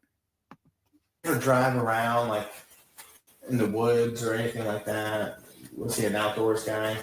He is an outdoors Yes. person. I am an outdoors person. I go hiking a lot. That's the reason why we started chit-chatting and hanging out more. We went hiking once to Moss Park. But I brought him. I was the one that brought him there. Did he ever bring you to any places? No, that's the only one time we went hiking. Because again, the relationship wasn't long. Yeah. So I took him to Moss Park. When was that? When did you take him to Moss Park? I think it was before December, Yeah. 2022, because it wasn't cold yet, and I remember that I had invited him hiking as a friend, like we were just coworkers, and he couldn't go.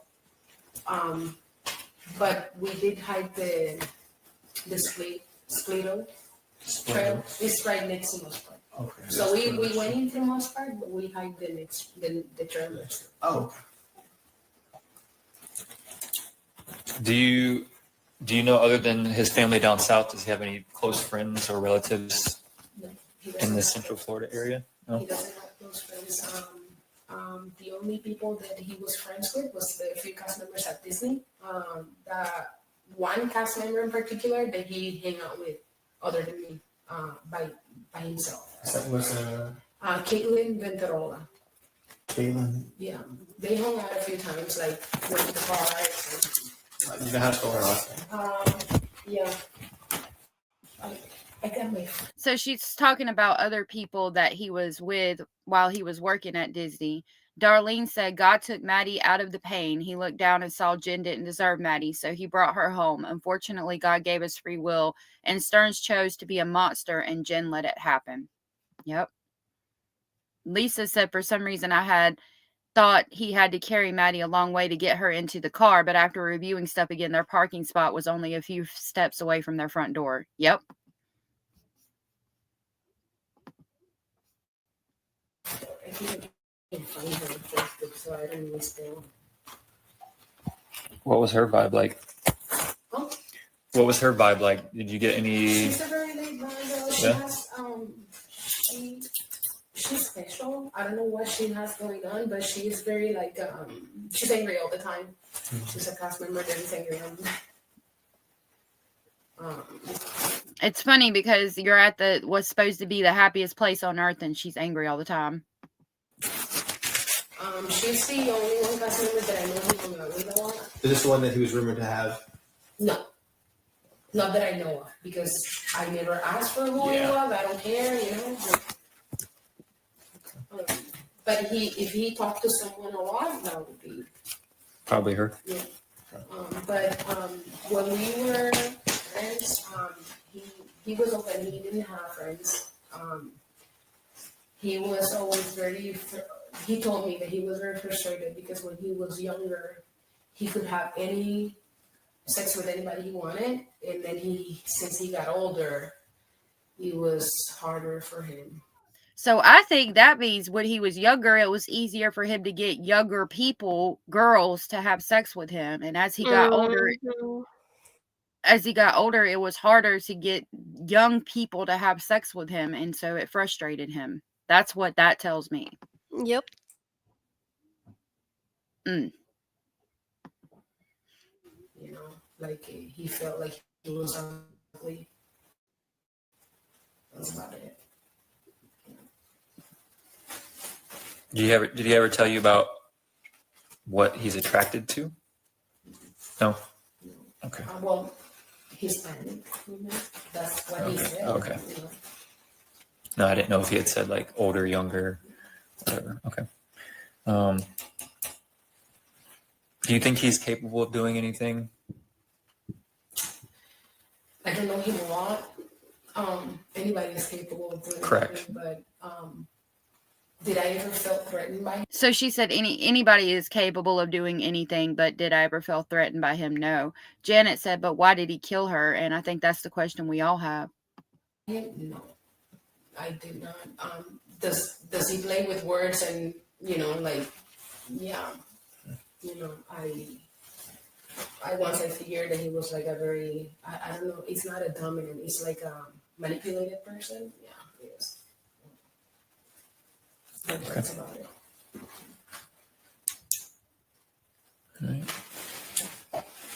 Well, we appreciate you talking to us and calling the sheriff's office. I'll leave a card if you can think of anything else or something. Give us a call back. Okay. Thanks for reaching out. Yeah. Thanks so much. So I just wanted to point something out. I think Go ahead. I think this is why it's so obvious that Jen is involved, because when you listen to someone who's genuinely not involved, who had a romantic relationship with him, the conversation flows naturally. Like, she's not pausing for anything. She's answering it right away. There's no hesitation. And versus when they're asking Jen about him, even though she could have easily just acted like, oh my God, he's a horrible pedophile, I had no idea. She's not acting like that. She's pausing, she's hesitating, she's figuring out what she's going to say. She has no empathy. I mean, like, that tells me right there. Yep. Absolutely. And that's the problem. Like, you hear, was the case number 240. reacts the way that all of us would react, and then Jen is not. And Hi, it's Cozy. just 01896. First President, Sorry. myself, Detective Morris, Detective Smallwood. Oh, Cozy, you got to go? Okay. Thank you for being here, love. I'm going to have to go before too much longer, too, but I figured we would start the interview with Jen's ex-husband. Thank you for coming up, Cozy. I hope you have a good day, love. I'm really glad you pointed that out, Shaboogies, because it's important to take note of that, how the conversation flows naturally and she answers questions, in a timely manner. It's not awkward. At the very least, she is specifically hiding something. At the very least, you know what I mean? But given the circumstances, we all know what she's hiding. Yep. Absolutely. Hey, Synth, thank you for being here, love. Smallwood. And your first name? Stephen with a V. And last name? Young, Y-O-U-N-G. Phone number? December 2nd, 1988. I cut all that out. All right, before we get started, can you raise your right hand for me? Do you swear and affirm that the statement you're about to give is the truth, nothing but the truth, to the best of your knowledge, so help you God? Yes. Perfect. Okay. I have a feeling you know why you're here, why you came to Florida and stuff like that. Mm-hmm. There's an investigation into a young lady named Madeline, her death. Okay. Throughout the investigation, we spoke with Jennifer, Madeline's mom, and she said that you and her were married at some point. Do you remember when that was? We were married on March 14th, 2015. I can remember that because it's Pi Day, 3.1415. We divorced, I think, in 2016, maybe 2017. It'd be in Kissimmee Records, though. It was done here in Osceola County. Okay. Where did you meet her? Online, OkCupid. OkCupid is like a dating site or something like that? So Jen frequents dating sites, I'm guessing? Dating website. Yeah, it's like pink and blue and before Tinder and all these apps came out and stuff. Yeah, I met her on OkCupid. Can take on my phone. I took some photos on dates that I could remember. Yeah, absolutely. Gothic said that picture of Maddie with wings is so cute. Her stepmom made that picture of her. Actually, some people didn't like it because they said, I don't know, some people, people always have a problem with stuff you do no matter how you try to do it. But yeah, her stepmom made that picture and I thought it was super sweet. Will you guys be asking about how long I've known them and stuff and whatnot? I think I met her around summer of 2013. Yeah, we were married March 14th, 2015. And I think we divorced somewhere at the end of 2016, beginning of 2017, somewhere in there. But again, I know it should all be in Osceola Records. That's fine. And when you guys were married, did you live here or did you? We lived in the apartment where everything happened. Okay, so in Venetian Bay. Yeah, it was her, Maddie, my daughter, and me. Okay. Did anybody else live there at the time? Juan. Her dad. Okay. I think he still owns that unit, and he lived there in the bottom floor unit. Hey, Vicky. Maddie had a room. My daughter had a room, and me and Jed had a room upstairs. What was your and Jennifer's relationship like? It was pretty good for the first couple of years we were together. She started having some mental health issues, which like what? She would just get really depressed and she would just kind of shut down some days. And so I'd just be on full parent duty, just take care of both kids and do the pickups and everything and do the dinner. And so basically Jen would shut down and just not do anything. And he's taking care of both of the children by himself, pickups, dinner, bath time, meds, all of the things by himself. So again, Jen was already at this point before Stefan even entered the picture, already checking out. I like what Juliet said. Juliet said age is just a number, but so is 911. Right? I was in school. I was working full time. It was exhausting. And it just got to the point where her mental health was just stacking up and I couldn't be there as much. And I needed to take my daughter out of that environment. And we still co-parented. Like Maddie to me is, was my other daughter, That was an important statement to me. He had to take his daughter out of that situation because it wasn't healthy for his daughter to be in that situation. So that gives us some insight into some of the things Maddie was dealing with. Was in her life for 11 years. Like me and my daughter, like that was my daughter's sister. It's the only close thing she's ever had to a sister. We still have birthday gifts. We talked to her, like my daughter and her best friend played games with Maddie every month for years online together. And like I talked to Maddie all the time. I'd pop over and talk to her and ask how things were. And I thought she was in good hands. And I know. Anna said, so why leave Maddie? Well, he couldn't stay there. I mean, I think he tried the best he could, but when it became too much, he just had to get out of there. And he saw That's not his kid, right? Yeah, Maddie's not his child. Yeah, so he has no ability to take her at all. Yeah. I know that me and Jen didn't work out, but to me, she was still a friend. And I still loved and cared about Maddie. And so I tried to be a friend to Stefan too when he came in the picture. Like if he's in Maddie's life, I want to get to know this person. So I tried to get to know him some, try to be a friend to him. Where did you meet him? I met him through Jen. I think she said that he had met him through a real estate company that his parents had at the time. I don't remember positions they had there. Okay. But she said she's involved with him. and I loved Maddie, so anybody's involved in her life, I wanted to know. And so I tried to get to know him, be a friend to him. We started connecting on like table. Alabama, thank you for being here. Alabama says Stephen seems to be a sociopath, and Jen has some cluster B traits herself. It was truly a horrific painting. Yeah, absolutely. Rachel says this man really loved Maddie and was the only thing stable and loving she had, in my opinion. And I agree with that. This man seems to really love Maddie. I think her grandpa did too. Tabletop games and stuff. Like I was into D&D. I think he's introduced me like Star Wars Legion and this Robomech game. So like I try to play some of those with him and stuff. We went and shot guns before. I looked it up with, I think it went to Tanarak. It's on the way between here and Tampa. That's a public shooting range down there. But he was just so commercialistic. And What do you mean? He just always wanted to buy the next thing.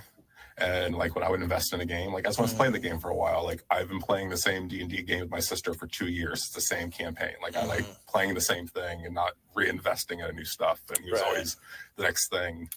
And we got in a little like argument one day. I went to visit them down in Northport, and I essentially called him a sellout for always buying new shit. And kind of had a little tantrum, and then we just kind of stopped talking after that. When do you think that was? It was before COVID, because I think that, if I remember correctly, she moved back up from Northport during COVID. So I think it had to have been right before then when they were down there. Did they live in a house or? They were in an apartment. We visited them once. Okay. But there was an apartment down there that they had in Northport. Okay. But yeah, me and my wife and my daughter all visited them because we're always trying to keep the girls together because they're each other's siblings, you know, like they didn't have any biological siblings of their own. And so whenever we could, we tried to keep them together. And I tried to talk to my daughter to see if she can remember anything. Just so I'm clear that Jennifer is not the mother of your daughter. No, she's not the biological mother of my daughter. That's a whole nother story. I'm not sure exactly. Gothic said Jen did contact her ex-husband Stephen to help get Stephen a lawyer. She tried to convince Stephen that Stephen was innocent. I did not know that. Wow. This guy? Oh, hell no. Yeah, I'm sure he was like, yeah, right. Wow. Thank you for letting me know that. Rachel said, I think Maddie's bio dad and stepmom loved her, but had issues of their own. Yeah, we'll listen to his interview tomorrow and some other interviews too, but you ought to hear how Jen was with him. I mean, if you haven't heard it, it's insane. Veronica said, yeah, and Jen was watching Grandpa Juan like a hawk, so he wouldn't do anything to Maddie, but Stefan, oh, well, it's okay. Watch like a fed up walrus. I didn't know that she was worried about Juan. That's interesting. Exactly where she's at. Right. She's been on the run and not paid child support for years. That's a whole other thing. But no, I have Jen, who's been like a mother to Ash, my daughter, for 11 years now. And then I have my wife, who's incredible. Our bunny in the corner, that's Inspector BS. Our bunny, he sniffs out the BS, but it started because our channel mascot is my rabbit Basil. He's like, if you remember, you have little emojis of him, and people drop the emojis a lot, and so the bunny thing kind of became part of the channel. And then Hio made me this little bunny in the corner, and I had to put him on when I was playing stuff that I could get in trouble for playing, like to try to keep from getting a copyright. And so it just kind of stuck, and so he's Inspector BS. He sniffs out the bullshit. And he's been working overtime with this case. We call ourselves a nice blended family. We've all tried to help each other out. That's the young lady downstairs? Yeah. Okay. And we all try to help each other out. We're all friends. I mean, now it's, really hard to look at wedding photos and stuff and seeing some of these people in it. But sorry, I'm a little venti right now. It's been frustrating, this whole thing, and trying to wrap my head around what happened. It's a lot. It's a lot. So sorry, you can ask me what. That's okay. That's okay. Take your time. It's hard to hear him get so upset because he feels like he failed Maddie. You can tell, like I said, that he really cared about her. Gothic said allegedly speculating Jen and Stefan went out for Steven's birthday with him. They took him axe throwing. There's pictures. Oh, I'll look for that. Thank you for letting me know. Yeah, they dropped pictures of Basil. There's Basil, and then there's the last 4 are him looking down in judgment when we need to be admonished. Jen dropped some pictures of him as well. Good time. I know this is right, a that tough girl time for you guys right now. So when you would hang out with Steven around here, Stefan, sorry, no, Steven, sorry. Stefan, then we have a Stefan that works here. I just need to hear the name difference for myself. Yeah. So when you and Stefan used to hang out around here, where were you living at that time? He said, "Don't call me by that bastard's name." So we've lived in Williamsburg. Williamsburg up John Young Parkway? Yeah, right behind like SeaWorld area over there. I lived in Anderson, I think, when I first met him. That's up in South downtown, Anderson Street. Okay. That's when I first met him. He never went over there, but I would come down and visit Jen and bring Ash over there. And unfortunately, I let her sleep over there with Maddie and stuff in the same fucking house. But Sin said that Jay has them on her old videos. I'm definitely going to check that out. Jay from Guilty of Crime. Like, she would go down there and visit them. And so I think it's when I first started meeting him. I lived in South Orlando. And then... When was that? Do you remember? Roughly what year? That was me and Jen got married in 2015. So that would have been January of 2016 that I think is when I moved into downtown Orlando.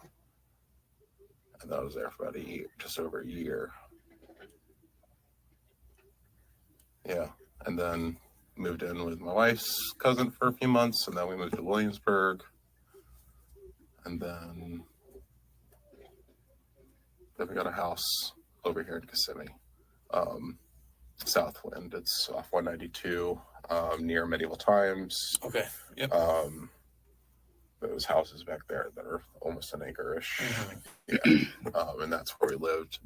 I think police came and talked to me the other day when they're still trying to locate her body. And I think I gave them the wrong dates. I moved in 2020 to Colorado. So, yeah, it's interesting. Lisa said the pig was weaning Maddie from the mandatory human contact, but it had been difficult. That pig needs to spend his life alone with no other human being around and nothing but bread and water. It's interesting to hear Steven, the ex-husband, talk about how he didn't want Maddie sleeping in the bed with them, and he kind of broke her from doing that. But then as soon as he leaves, she's back in the bed with Jen. So it's interesting to hear that, the first husband thought it was wrong, said it was wrong, and basically broke her of it. And then as soon as he leaves, Jen has her right back in the bed. And we've been on for 3 hours and 20 minutes. So I'm going to go for about 10 more minutes, and then I'll have to go for the day. I hope the men in prison take care of him. I really do. And Synth, oh yeah, I'm so glad that you were gifted a membership. They're really sweet. The Speculating family gives out memberships a lot. They're all so sweet. Colorado. I moved into that house in 2020, and I moved to Colorado in 2022. Okay. But I was really frazzled. The thing on the news just come up with the update, and they had just up like the minute that started. And so I'm like trying to watch, they're trying to talk to me, and I got frazzled. So I think I did give incorrect dates on that the other day. But yeah, I moved to that house in 2020 and then to Colorado in 2022. So correction on. That's right. So when you lived at all these places, when was Stefan with Jennifer at that point? He was, as far as I know, they've been pretty much on for most part of the past 7 years, but a little. So they had been together for about 7 years. Sarah, thank you for gifting a membership. That was super sweet of you and so supportive. Thank you so much.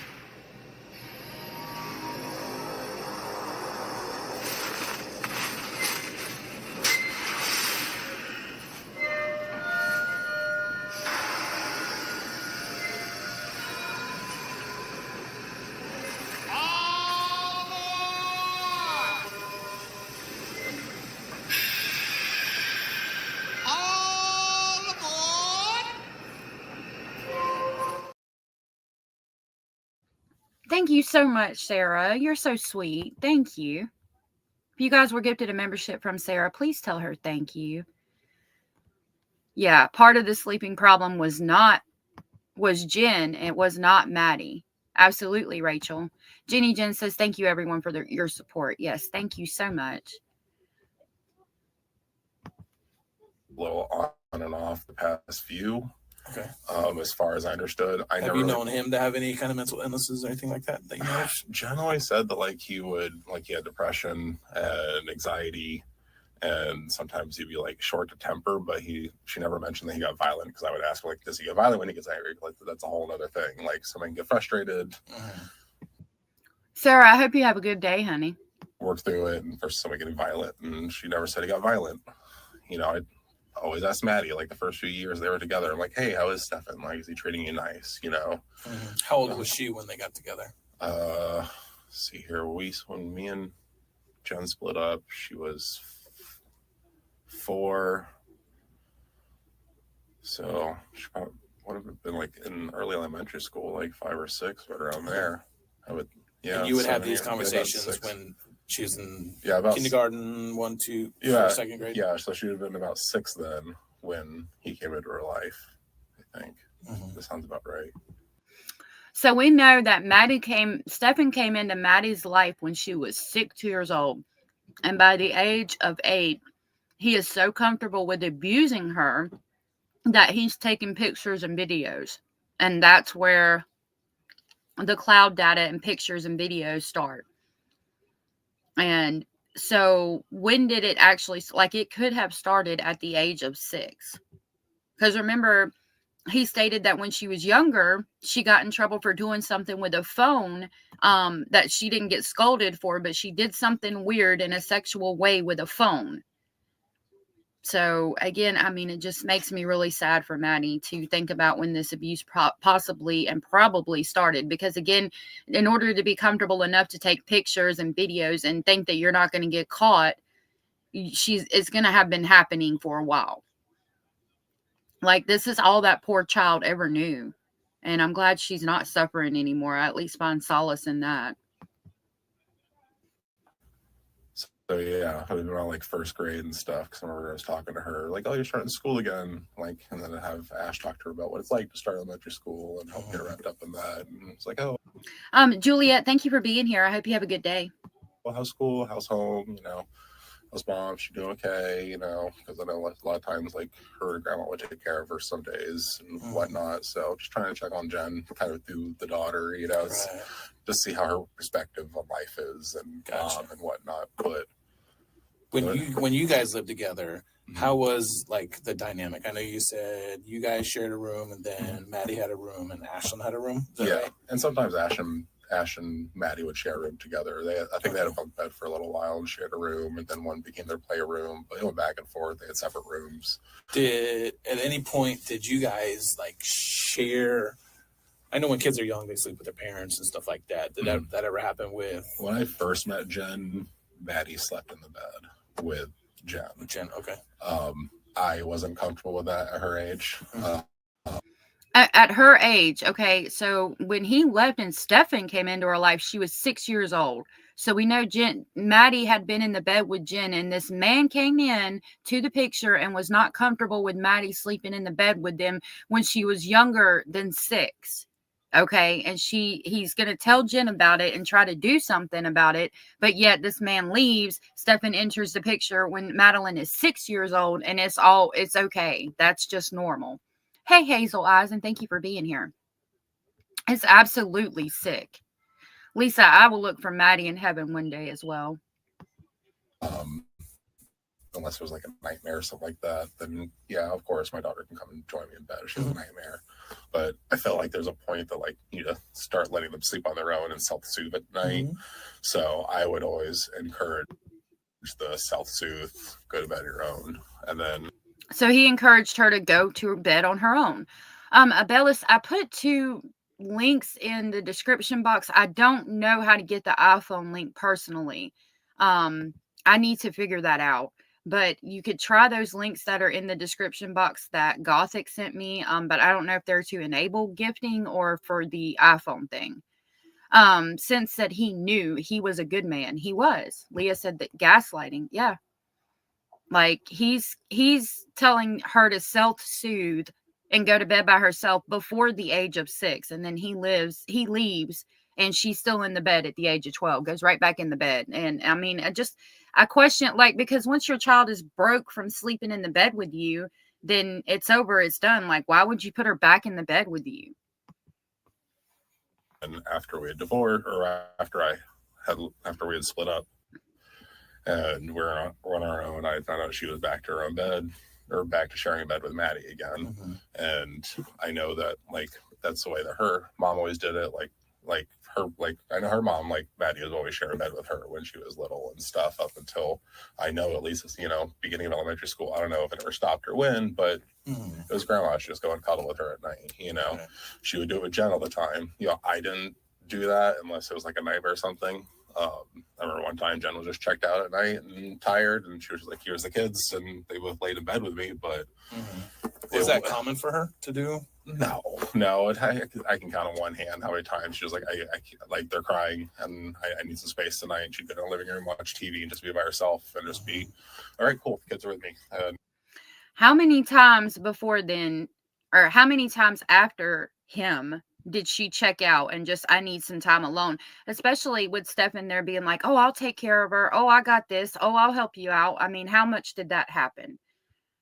Thank you, Gothic, for dropping those link, or for sending me those links. They are in the description box. So one is to enable gifting and one is for memberships with an iPhone. I think they're both labeled as enabling gifting, but if you check the description box, they're there. Excuse me. It has been 3 hours, 29 minutes and 30 seconds. So I'm going to go ahead and go. I know. Bye, darling. Bye. Thank you for coming up. It was really awesome. Thank you for having me. Yeah. Thank you.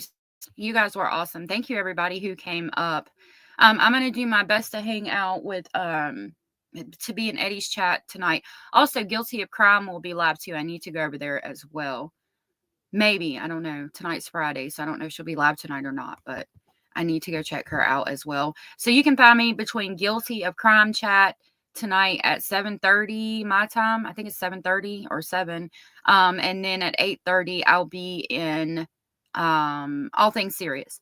Anna says lazy parenting, and I couldn't agree. Thank you all for being here. Yeah, today on panel we had Shaboogies, Cozy Constellations, Sarah, and All Things Serious, or Eddie. I really appreciate having you all up here to talk with me and to help us get through this case and going over all of these interviews again to see what we can find. I mean, there's just so many inconsistencies. Yes, it was great. Thank you guys for being here. You guys make my day. Maddie was 13 and blooming and wanted her own space, and Jen and Stefan wouldn't allow it, says Leah. I agree. Synth said 2 hours doing Dee Dee's take on. Okay, that's for Guilty of Crime, so I'll be there. Hey, Lexi. Lexi said, did Jen clean up the bedroom and sheets for Stefan after he molested Maddie at night? If so, it's almost too hard to believe how absolutely too ugly to comprehend. It's really sad. Oh, she's doing the Sebastian case? I have a lot of thoughts on that, but I don't share. Yes, thank you, Gothic, for all the information. I just want y'all to know that I really look forward to our time together every day. And I've said it before, but you guys are what makes this place amazing. You guys coming and just hanging out and chat and sharing your thoughts and opinions and speculations are what makes this all so amazing and so awesome. And I love you guys all. Thank you all for being part of the Speculating family. And I will see y'all tomorrow. Have the best night ever. Sweet dreams. If you need to talk to me, you can do so in Discord or you can email me. Y'all stay safe out there in this crazy world. Bye.